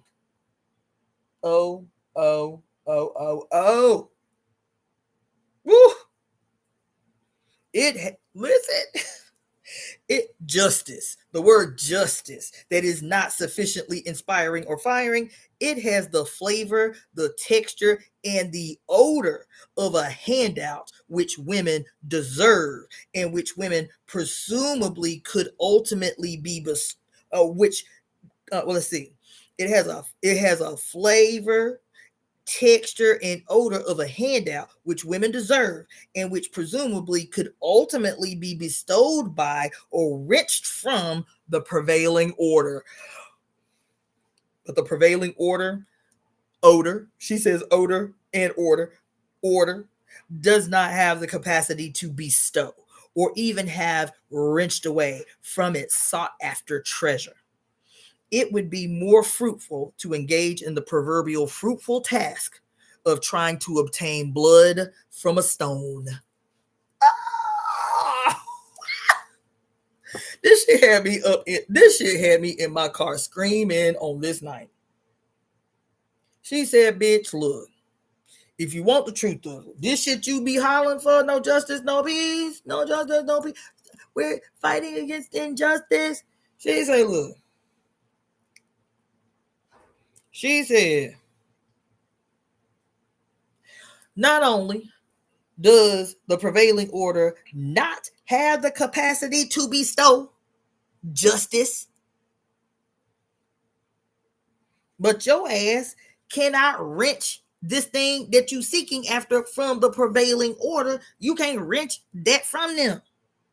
She said you'd be better off trying to squeeze blood from a stone, bitch. The end to injustice, the bestowing of justice is not coming from the prevailing order. Period. If a woman experiments with changing her discussion of justice from the nominal to the verbal forms, she will quickly hit upon the verb rectify. For justice, after all, is said to be about the right. Consistent with this fact is that rectify suggests that the task is to straighten out, correct, redress, remedy, reform. Oh my God, I'm having a moment. Hold on. Hey, shit.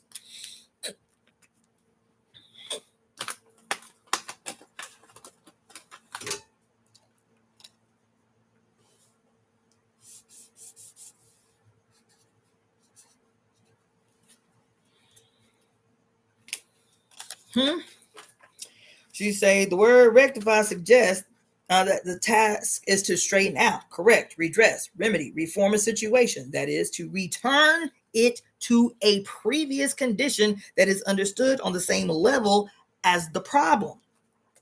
The procedure sounds like correcting an error in arithmetic. It appears to be correcting an imbalance or restoring balance. There is nothing in this language that stirs the imagination beyond a patriarchal future or a patriarchal past, a regainable status quo. A regainable status quo.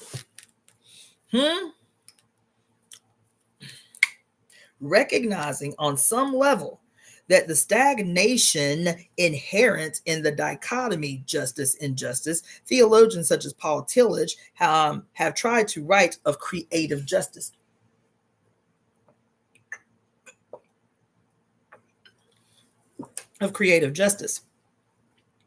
Yet, this effort is so alien to philosophical awareness and analysis, so reinforcing of the submission and of what can be called the feminine imperative, that it will make a feminist flesh crawl. Tillich writes, for example, creative justice demands that he be accepted who is unacceptable in the terms of proportional justice. In accepting him into the unity of forgiveness, love exposes both the acknowledged break with justice on his side, with all its implicit consequences, and the claim inherent in him to be declared just and to be made just by reunion. Oh, listen. Certainly, the acts of forgiveness are necessary in any deep relationship, but this is not at all what Tillich is arguing for. In order to savor the true flavor of this text, the reader could try the following exercise. Imagine a priest, rabbi, or minister reciting this text to a woman who has been repeatedly battered by her husband or whose husband has sexually assaulted their daughter. Imagine the woman trying to find moral support for her decision to leave. Clearly, declaring the offender criminal just and reuniting with him declaring the offender criminal just and reuniting with him will not make him just. Rather, what happens in such a case is that the woman is morally bullied into forfeiting her right to judge him. She is morally intimidated into self-castration, into breaking her own naming process. She is duped, guilt-tripped into separation from her own powers as nemesis, blocked from reclaiming her life. Tillich's moral verbiage in such a case then is worse than useless. It serves structures of oppression, notably those of the sexual caste system, which are not even taken into consideration. I am suggesting then that justice is not an adequate name for that which canny, raging women create. The new psychic alignment of gynergy patterns associated with nemesis is not merely the rectifying of a situation which the term unjust could adequately describe.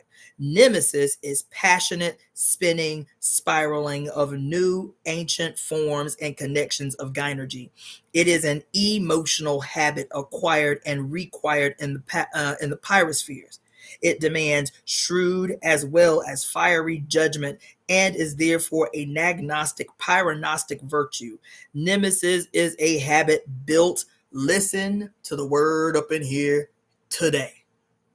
Nemesis is a habit built up by inspired acts of righteous fury, which move the victims of gynocidal oppression into pyrospheric changes unheard of in patriarchal lore. Ooh, shit. Ooh, shit. I gotta read that again. She said, nemesis is a habit built up by inspired acts of righteous fury, which move the victims of gynocidal oppression into pyrospheric changes unheard of in patriarchal lore. Woo, my God. Woo. Some women have always known about active desire that reaches beyond the confines of justice. In 1852, in a political speech at the Women's Rights Convention, Elizabeth Oak Smith asked, "My friends, do we realize for what purpose we are convened? Do we fully understand that we aim at nothing less than an entire subversion of the present order of society, a dissolution of the whole existing social compact?" Wow.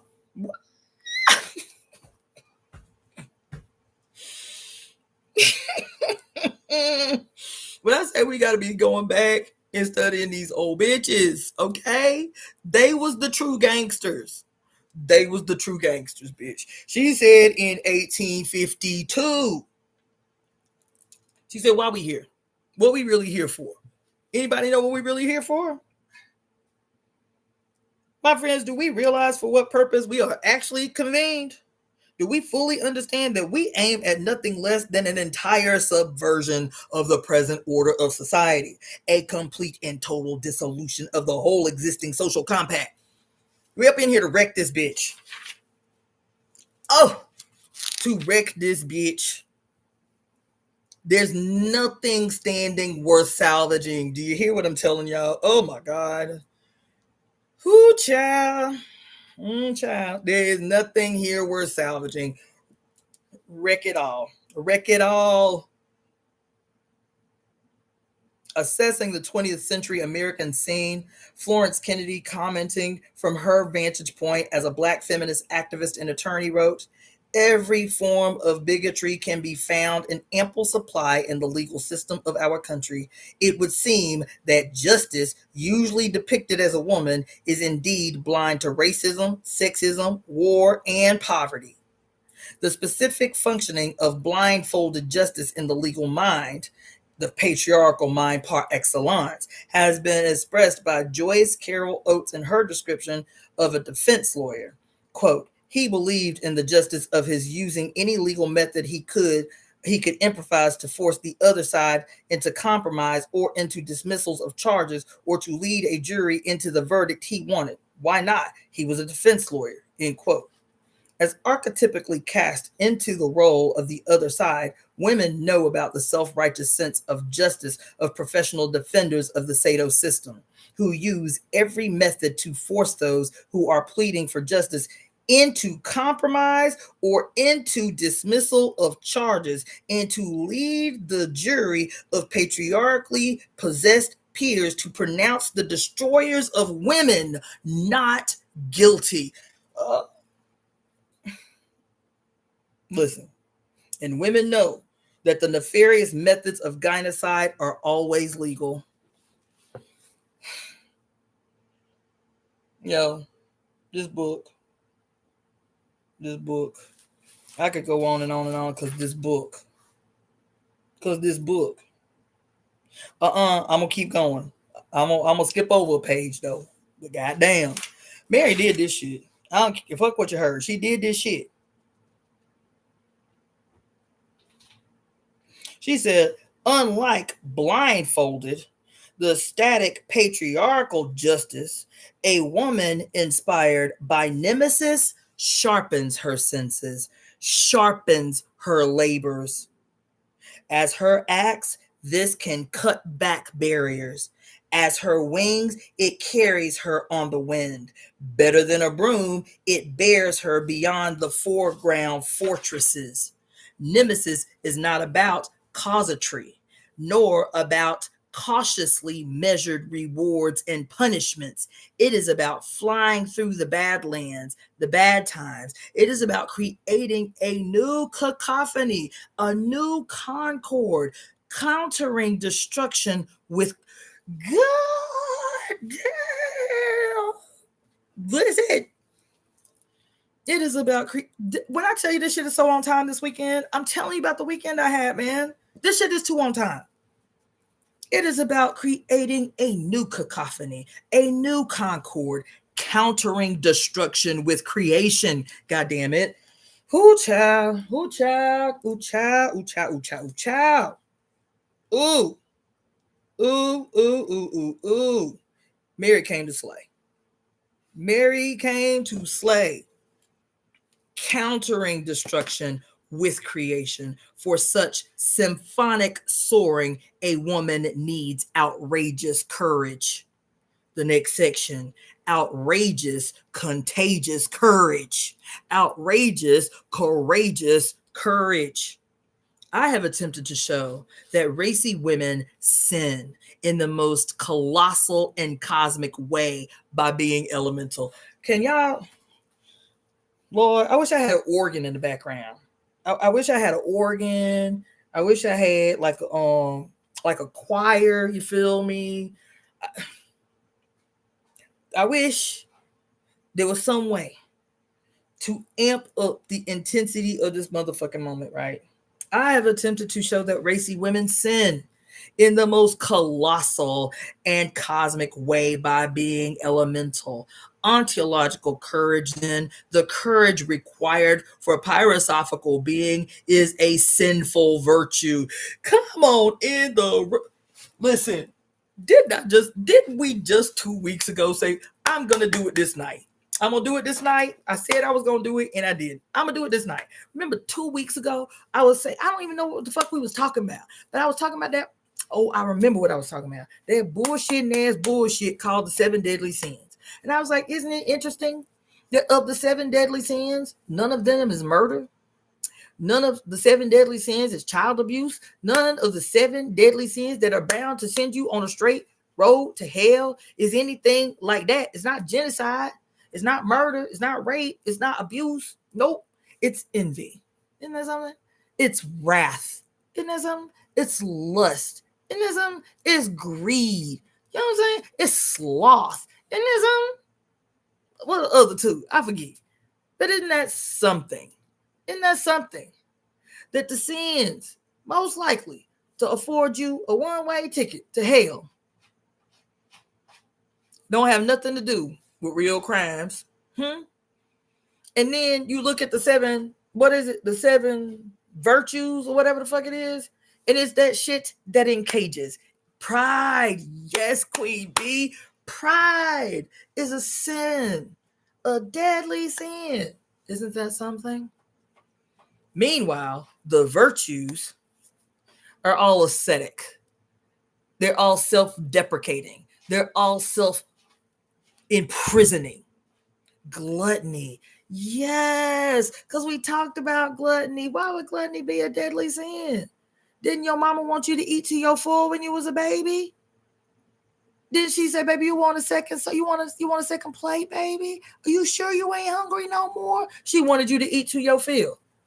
But the Bible says gluttony is a deadly sin, likely to open wide the gates of hell just for you. Isn't that something? Meanwhile, the 7 virtues teach you to self-imprison. And so what did I say 2 weeks ago? I said, what we need to do is write both them bitches out. We need to write out the 7 deadly sins, like on a poster board or something. We need to write out the 7 deadly sins, and we need to write out the 7 virtues. You feel me? And on the 7 virtues, you feel me? We need to put a big old red circle with a big old slash through it, and then call them the sins, the deadly sins. And the 7 deadly sins, we need to call these our sinful virtues. Our sinful virtues. These are the true deadly sins. These are the sinful virtues. Didn't I say that? Here we are today. Here we are today. Mary is up in here, reminding me that we need to put on a board our sinful virtues. You feel me? She say, ontological courage, then, the courage required for philosophical being, is a sinful virtue. Thank you for this day. That's all I can say. Thank you for this day. Thank you for this day. For child, derived from the word cor, C-O-R, meaning heart, courage signifies a heartfelt, passionate strength. Sinful courage is the core heart of all volcanic virtues. The courage of pyromantic crones is necessarily outrageous. One meaning of outrageous is exceeding the limits of what is normal or tolerable.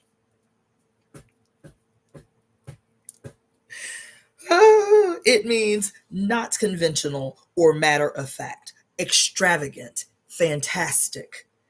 An outrageously courageous crone, since she is pyrogenetic and therefore not conventional or matter of fact, risk being perceived as outrageous in the sense of extremely offensive, showing a disregard for decency and good taste. Whoa!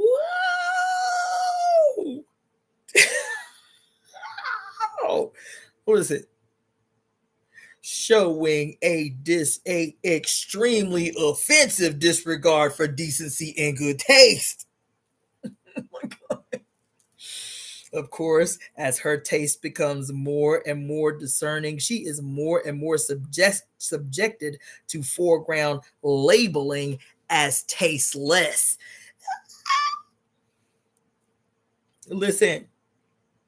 She says, as her taste becomes more and more discerning, even people talking, what did I start off this thing talking about? Is how everybody's being bored into oblivion, bored into oblivion, bored into prison, bored into stupidity, bored into cowardice, bored into submission. And we talk about why the food don't taste right no more. Why the food don't taste good no more. Why don't nothing give me pleasure anymore? That has been deliberate. You hear? She says, as your taste becomes more and more discerning, the more aware of oneself you become, your taste becomes more and more discerning. And as your taste becomes more and more discerning, the foreground labeling group will say that you are tasteless. See, once your titties Once you start sporting your cleavage, you feel me? You jacking your cleavage up to your 10, this is your discerning taste. Once your outfits get a little tighter, once your booty cheeks fall out the bottom of your shorts, you feel me? Once your dances get a little bit more sexual or your language gets a little bit more vulgar, this is the intensity and the increasing of your taste discernment. You feel me? The more the labelers will say that you are tasteless. I was telling somebody the other day that if you step outside and your presence does not offend or inspire, you are not doing your job. Take your ass back home and try again. Both inspire and offend. Your presence should offend. It should. Somebody gonna be mad if you living in right way with the mother. Somebody's gonna be mad. Child, she say you will be labeled as tasteless. Such deprecations should be treated as encouraging, heartening signs that she has made progress in reversing the reigning reversals.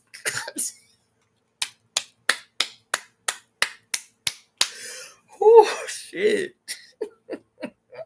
She said if somebody called you tasteless, you did a good job. If somebody is offended by your presence, you did a good job. She said it should be treated as an encouraging and heartening sign that she has made progress in reversing her reversal. This bitch walked out the house and her very presence is the evidence of her staging a contest with the opposition, staging a contest with the patriarchy. Oh, at the core heart of the maze of reversals which raging outrageous women must reverse are the Sado ideology and the Sado symbolism of the heart itself. The heart is said to symbolize the center of the being, both physical and spiritual, the divine presence at the center. The symbol of the heart as center has been spoiled for countless women, however, by the sickening Sado sophism that man is the head and woman is the heart. For the cliche is intended to legitimate women's condition of subjugation as entombed in the touchable caste. Woo. The Sado sages speak euphemistically of the heart as representing the center of the central wisdom of feeling as opposed to the head wisdom of reason. The clue to the ensuing deceptions is in the dichotomy opposition itself. Okay, I ain't gonna go on with that. Hold on. Doop-de-doop-de-doo, doop-de-doop-de-doo. Doop-de-doop-de-doo.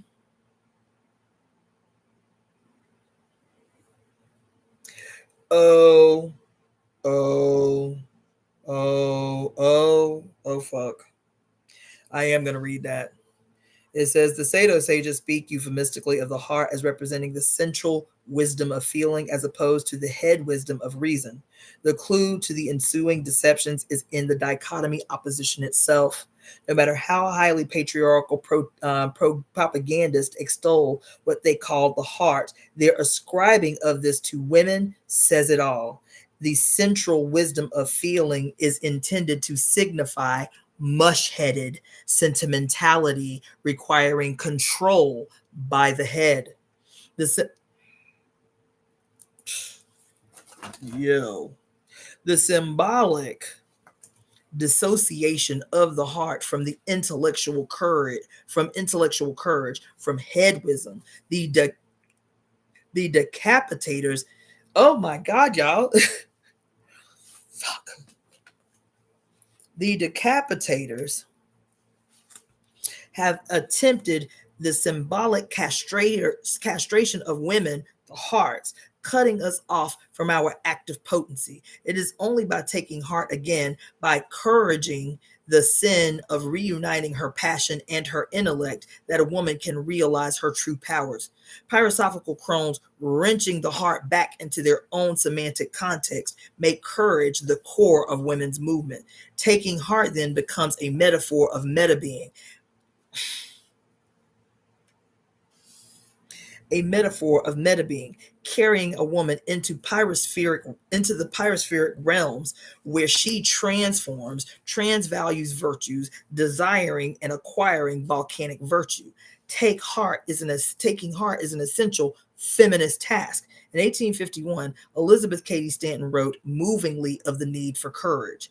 The manner in which all courage and self-reliance is educated out of the girl, her path portrayed with dangers and difficulties that never exist, is melancholy indeed.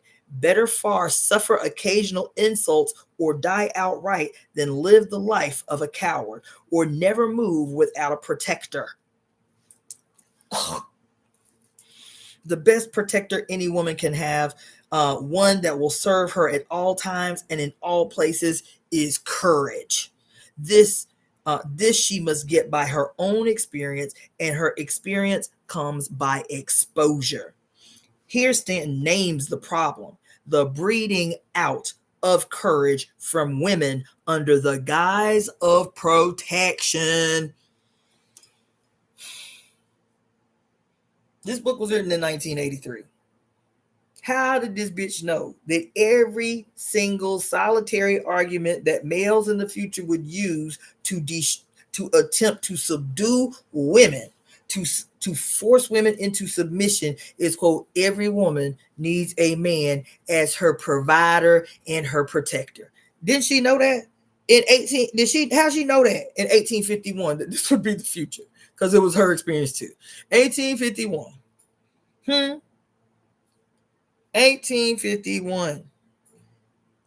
The perpetual, consistent, and unending and uninterrupted breeding out of the courage of women under the guise of male protection. The breeding out that breaks the hope of breaking out. Yet some have never been thoroughly broken in, and these, less broken, harden others. As Millicent Garrett Fawcett put in 1920, courage calls to courage everywhere, and its voice cannot be denied.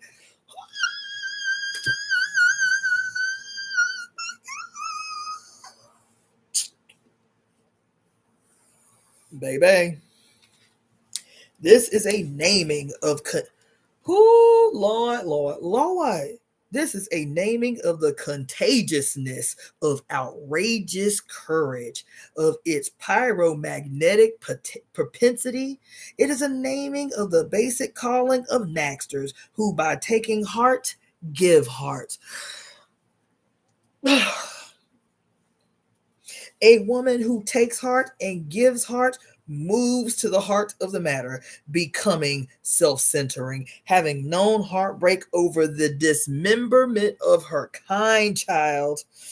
Woo! She now heartens herself and her sisters. Her taking heart is the magic self-woven carpet that carries her into meta being, the place of her heart's desiring and firing. Heartened, she engages in pyromachy, fighting with fire, with the fullness of luminous intelligence, the radiance of realizing reason. Her words and actions are outrageous simply because they are beyond the proscribed limits of the familiar flatland.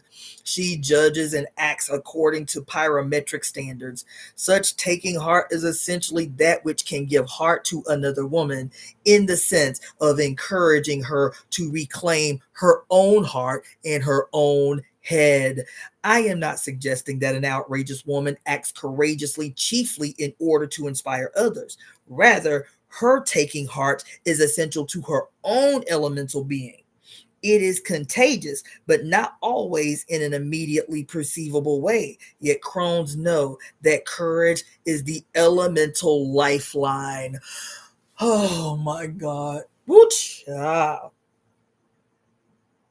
want to tell y'all the story about the cow, y'all. I want to tell y'all the story about the cow. I want to keep going. God damn. I'm going to tell y'all the story about the cow.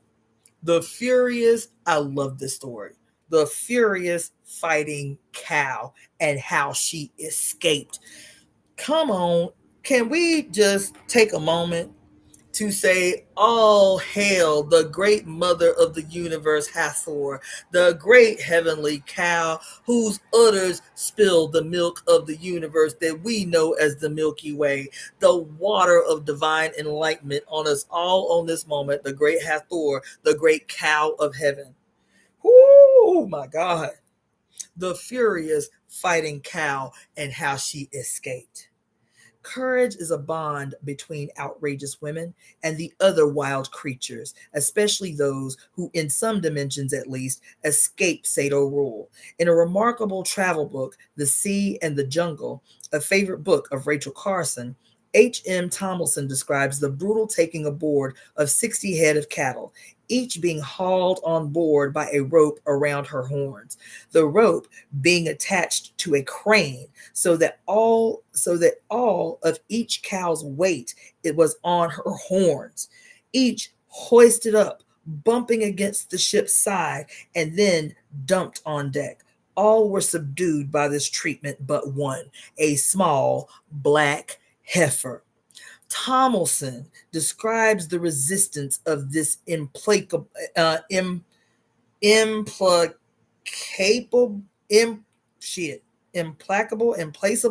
this implacable rebel. Quote, the cattlemen, as punishment for the trouble she had given them ashore, kept her dangling over the deck, and one got level with her and mocked her and slapping her nose.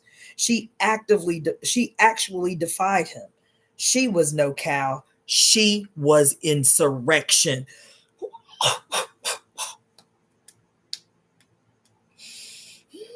Mm, mm, mm, mm. Mm, mm, mm, mm, mm.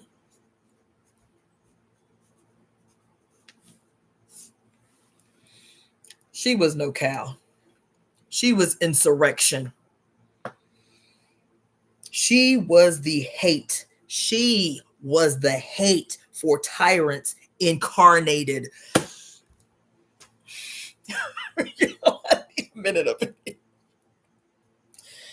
Oh, Lord, this white boy wrote, she was no cow. This the white boy writing the story. She was no cow. She was insurrection. She was the hate for tyrants incarnated. They dropped her. She was up and away like a cat. She put everybody on that deck in the shrouds or in the forecastle head as she trotted around with her tail up, looking for brutes to put them to death. None of the cows, of course, helped her. By a trick, she was caught. Then she tried to kick all who passed.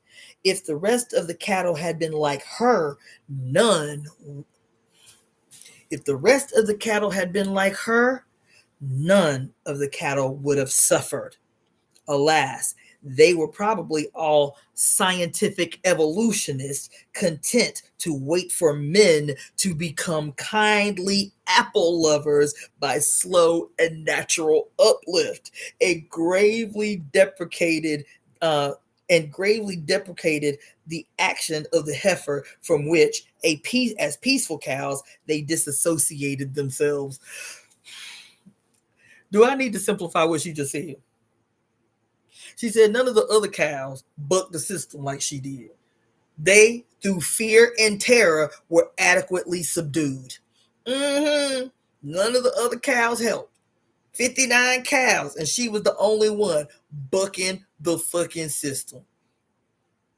And the writer, the male, says maybe the rest of the cows were probably scientific evolutionists, content to wait for the men on board to not have a lust for cow meat and to become kindly apple lovers instead.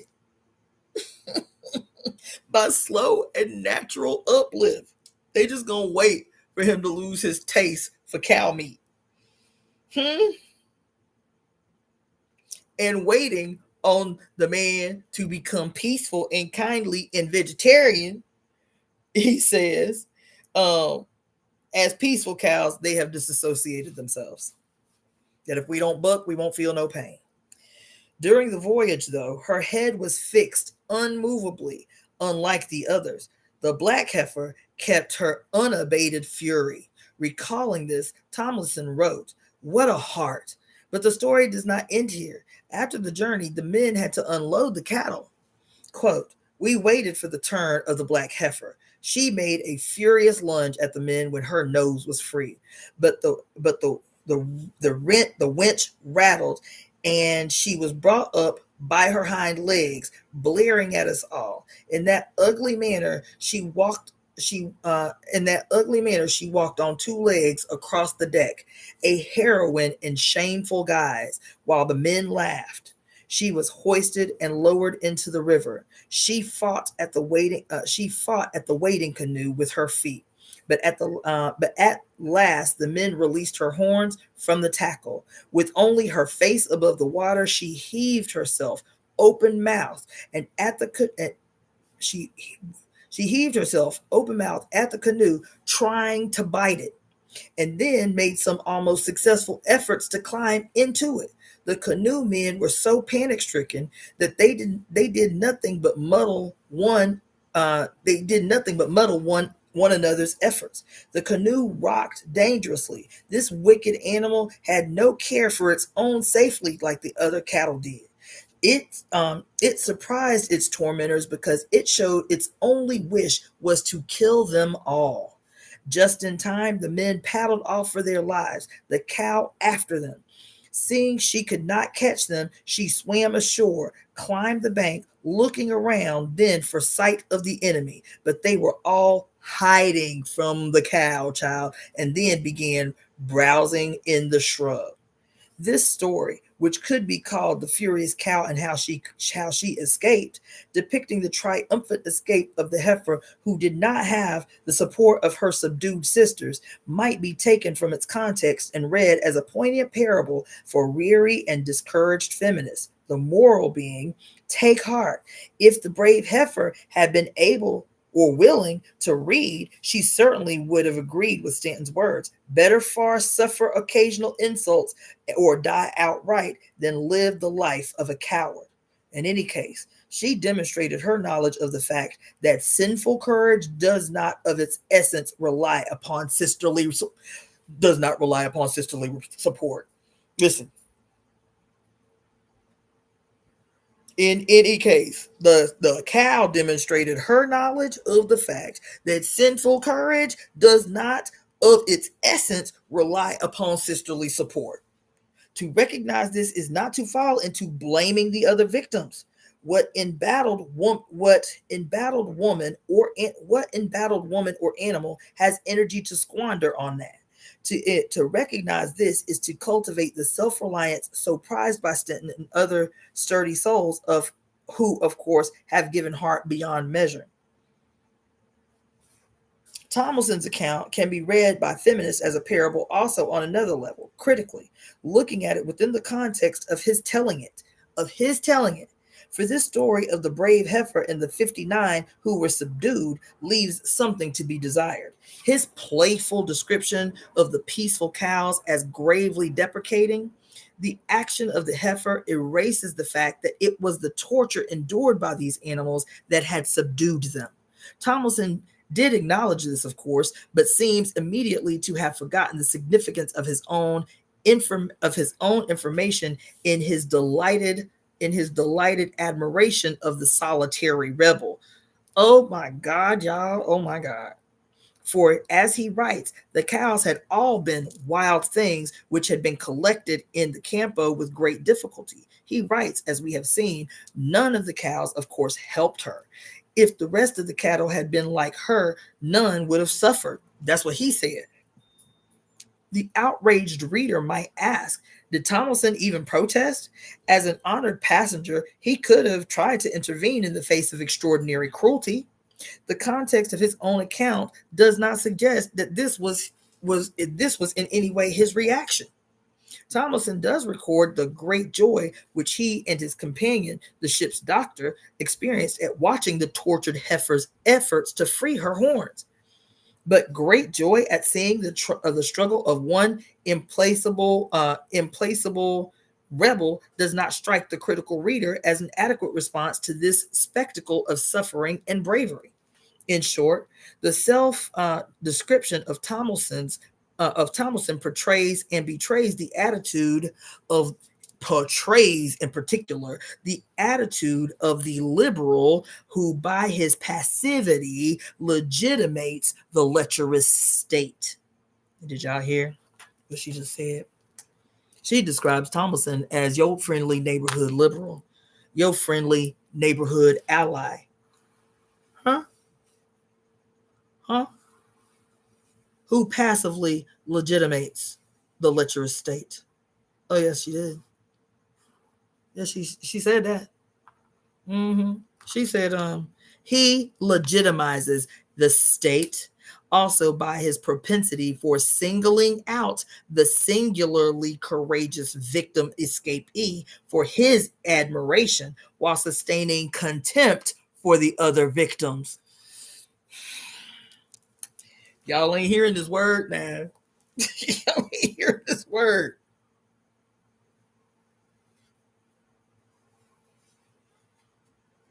He admires the rebel cow, even as he observes her suffering, and in the same breath reviles the other 59 because they didn't help her, because they had been successfully subdued in their pain and suffering.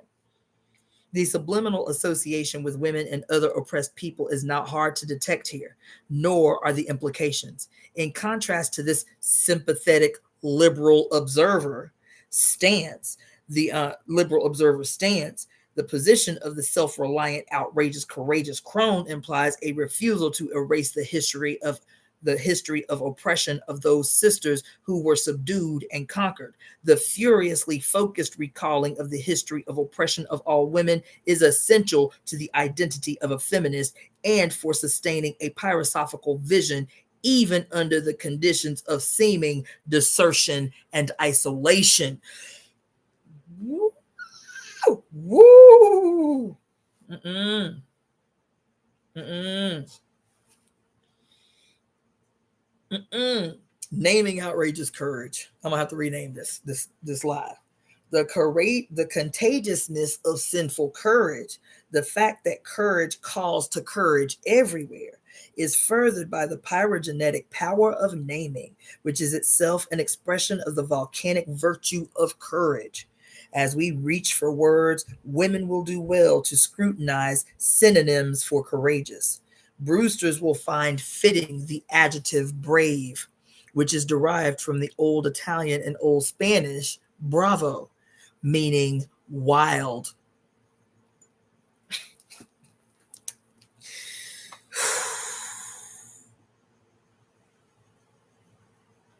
Yes. Another word describing the bravery of wild women is dauntless. The import of this word is suggested by the verb daunt, which is derived from the Latin domotere, meaning to tame, and which means to sap the courage of and subdue through fear. Y'all hear what I just said? Whew. Whew. Thank you for the donation, Claudia Akra. I appreciate you. Listen, the verb daunt, through which the word dauntless is derived, means domatere, to tame, to sap the courage of, and subdue through fear. Refusing to be tamed, sapped, or subdued, undaunted women become dauntless and undauntable. Valuing being, women are valorous, valiant. As Amazons, women are audacious. As phoenixes, we are intrepid, fearless, rising from the fires that were meant to destroy, entering the fire that we mean to enjoy. Okay, I'm gonna stop there. Man, Mary be killing the game. Mary be killing the game.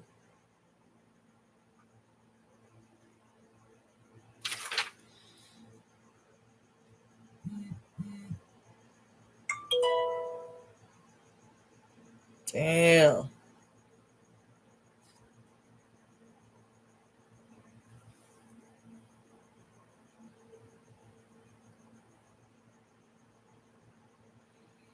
Mm. Lord, there be going in. There be going in. This book really changed the game. Really changed the game. For those who joined in late, I was reading from Pure Lust, Elemental Feminist Philosophy by Mary Daly. She did that, and I needed that on this day because I literally went into all these spaces where all of these activists, predominantly women, look dejected and demoralized, wiped out, overrun, subdued. They look beaten while doing this radical political work. They look beaten. And that is not the way that we can present in the world. I don't give a fuck what's happening in our personal life. I'm up in here with serious things in my life that need to be addressed on a regular basis, all the time. All the time. I still recognize that I cannot go in the world looking dejected, looking subdued. I can't. We can't afford to do that. We can't afford to do that. And so thank you again, Shantae, for bringing my attention back to that read. If you were interested, I read that whole book on my YouTube channel. Just put in Daughter of the Faith and then put in Pure Lust. And you will have the whole book read to you. It was a walk through that book. It was a serious walk through that book. So I'm gonna have to retitle this this live because I'm already at how long I've been up on this joint. 2 hours and 30 minutes. I've been talking for 2 hours and 30 minutes. It don't feel like it. But I am gonna share with you this card, the dancer card. I might come back and do just the read. Since I'm really hype about the book anyway. So I might just come back and do the read of the power that we've been reading for the last week. But I do want to discuss the dancer card. So this is how I'm going to close this live, and then I'll bring up another live, get myself something to eat and some water. And at 11, I'll bring up another live. But this is the world card. This is the world card. So let me talk to you about the card, and then I'm going to close this out and come back up at 11. So it's the number one, the 21 card. It's the world card in the traditional deck. And so the energy of the card is the dancer in the winds of time. This is the affirmation for the card. I'm just going to read the card to you. The present is my point of power. All light, all love, all energy pass through me now, creating ongoing beauty, balance, and awakening on the path toward infinite bliss. From death, the pause of perfect peace, I am born to dance on top of the world. The card speaks. I am cosmic consciousness, an awareness in the now of the many forces at work on every plane of existence in and beyond this world. In a sense, I am what has been referred to as the new age, when all is in balance and everyone lives in peace and harmony, recognizing their oneness with each other. I am the end of an old cycle and the beginning of a new one. I am a sign that all have learned to work with nature, using the laws of nature to benefit the all. The streams and the rivers flow, turning the water wheels. The wind give its power to the windmills. The sun warms homes and gives light. Each element and being is recognized for its worth and utilized in beneficial ways according to the Creator's plan. You are now a co-creator, taking part in the planetary transformation that is now taking place. Self and world are one being, breathing one life. You are the dancer holding the wands of male and female life force in perfect balance. The polarities within the self have been recognized and brought into a conscious, creative working relationship. There is a synthesis, crystallization, perfection, stability, all within the greater flow. You move consciously with the cosmos, understanding your place in time. I dance freely and with power, for I have faced the death of all that flows through me. In other words, I have transcended possession and desires for results. My actions are based on the fullness of the moment rather than on the sacrifice for the future. I understand that now is all futures.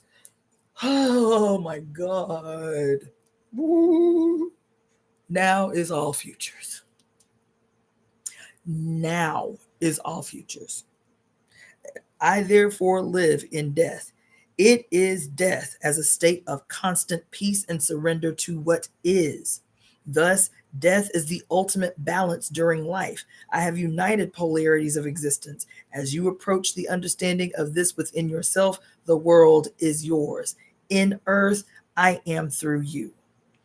And then the self-questioning for this card is moment to moment. I need only ask, am I in harmony with the good of all portions of myself? And to breathe in peace and exhale love, ask yourself this question 10 times a day, right? So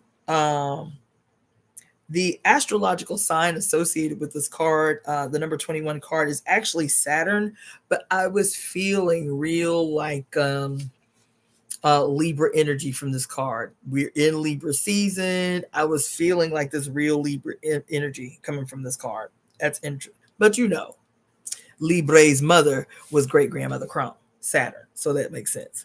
But anyway, that card, man, was such a powerful card for the day, especially because of the way the card looks.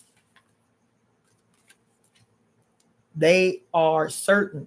They partying like it's already won. Like the bounty is certain, that people are well. Everybody joining at the top. They have a global party of celebration and victory. You feel me? Like, we did that. Yay, we did that. It's the turn up that I was talking about all weekend.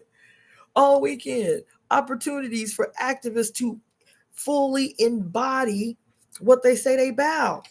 It's the certainty of the mission that you should be fucking expressing every day. The certainty of what it is you're involved in, the certainty of the mission. Like, we got this. That's not what was happening. Every opportunity this weekend, they were offered the opportunity to turn up, and instead lament and woe.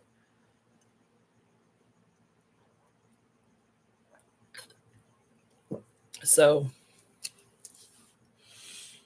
that card fallen today, and the person's read was just timely. We got to make world changing, world securing. We got to make that shit sexy again. We got to make world changing sexy again. We got to make world changing lit again. We got to make world changing colorful again. We got to make world changing have flair again. We have to destroy the imposition of the bureaucracy that she just eloquently talked about. How do we do that? With flames of radical, outrageous, contagious courage. We have, because she goes on in the next chapter talking about our pyrosophical abilities being that of a fire-breathing dragon. That's what she talks about in the book. How we have to see ourselves. Didn't I tell y'all that? We have to see ourselves as dragons with the fire built up from the heart chakra, ready to escape. Ready to escape. That book, man, it's the gangster shit. It's the game changer. So you understand? So anyway, I'm gonna pause for the calls. I'm gonna end this live. I'm gonna bring another live back up in 20 minutes at 11 o'clock so I can read what we actually came here to read, which is the power that we have been walking through, which is good. We're going to read for an hour of the power, and then I'm going to shift into other shit I need to do before tomorrow. So, this is Cassandra Floyd, also known as Daughter of the Fates, founder of the Temple of Evolutionary Emergence. For those of you tuning in on IG or otherwise and would like to support the Temple of Evolutionary Emergence, you can send your donations to Zelle, PayPal, Cash App, or Venmo. If you're going to use Zelle or PayPal, you can use the Temple's email address, evoemetemp@gmail.com. Let me see if I can type that in the comment section. evoemetemp@gmail.com if you would like to send a Zelle or PayPal. If you would like to send a Cash App, it is $ Daughter of the Fates, Fates, Fates, Daughter of the Fates, $ Daughter of the Fates for Cash App. And also for Venmo, it is Cassandra with 2 S's, CASSANDRA dash FLOYD, like Pink Floyd, FLOYD. So those are the ways that you can support. Also, you can support through purchasing on my Etsy store, etsy.com, and then just put in the search engine Daughter of the Fates, FATES. I got these little charms that I'm stringing up, these little caduceus charms that I'm stringing up tonight. And then you can book a reading, a divination, or a 5 elements consultation. Email me at evoemetemp@gmail.com to inquire about how to book a reading or a 5E consultation. Okay, those are the ways you can support. And I am going to close this down and bring it back up in a few minutes. All right. Thanks for tuning in.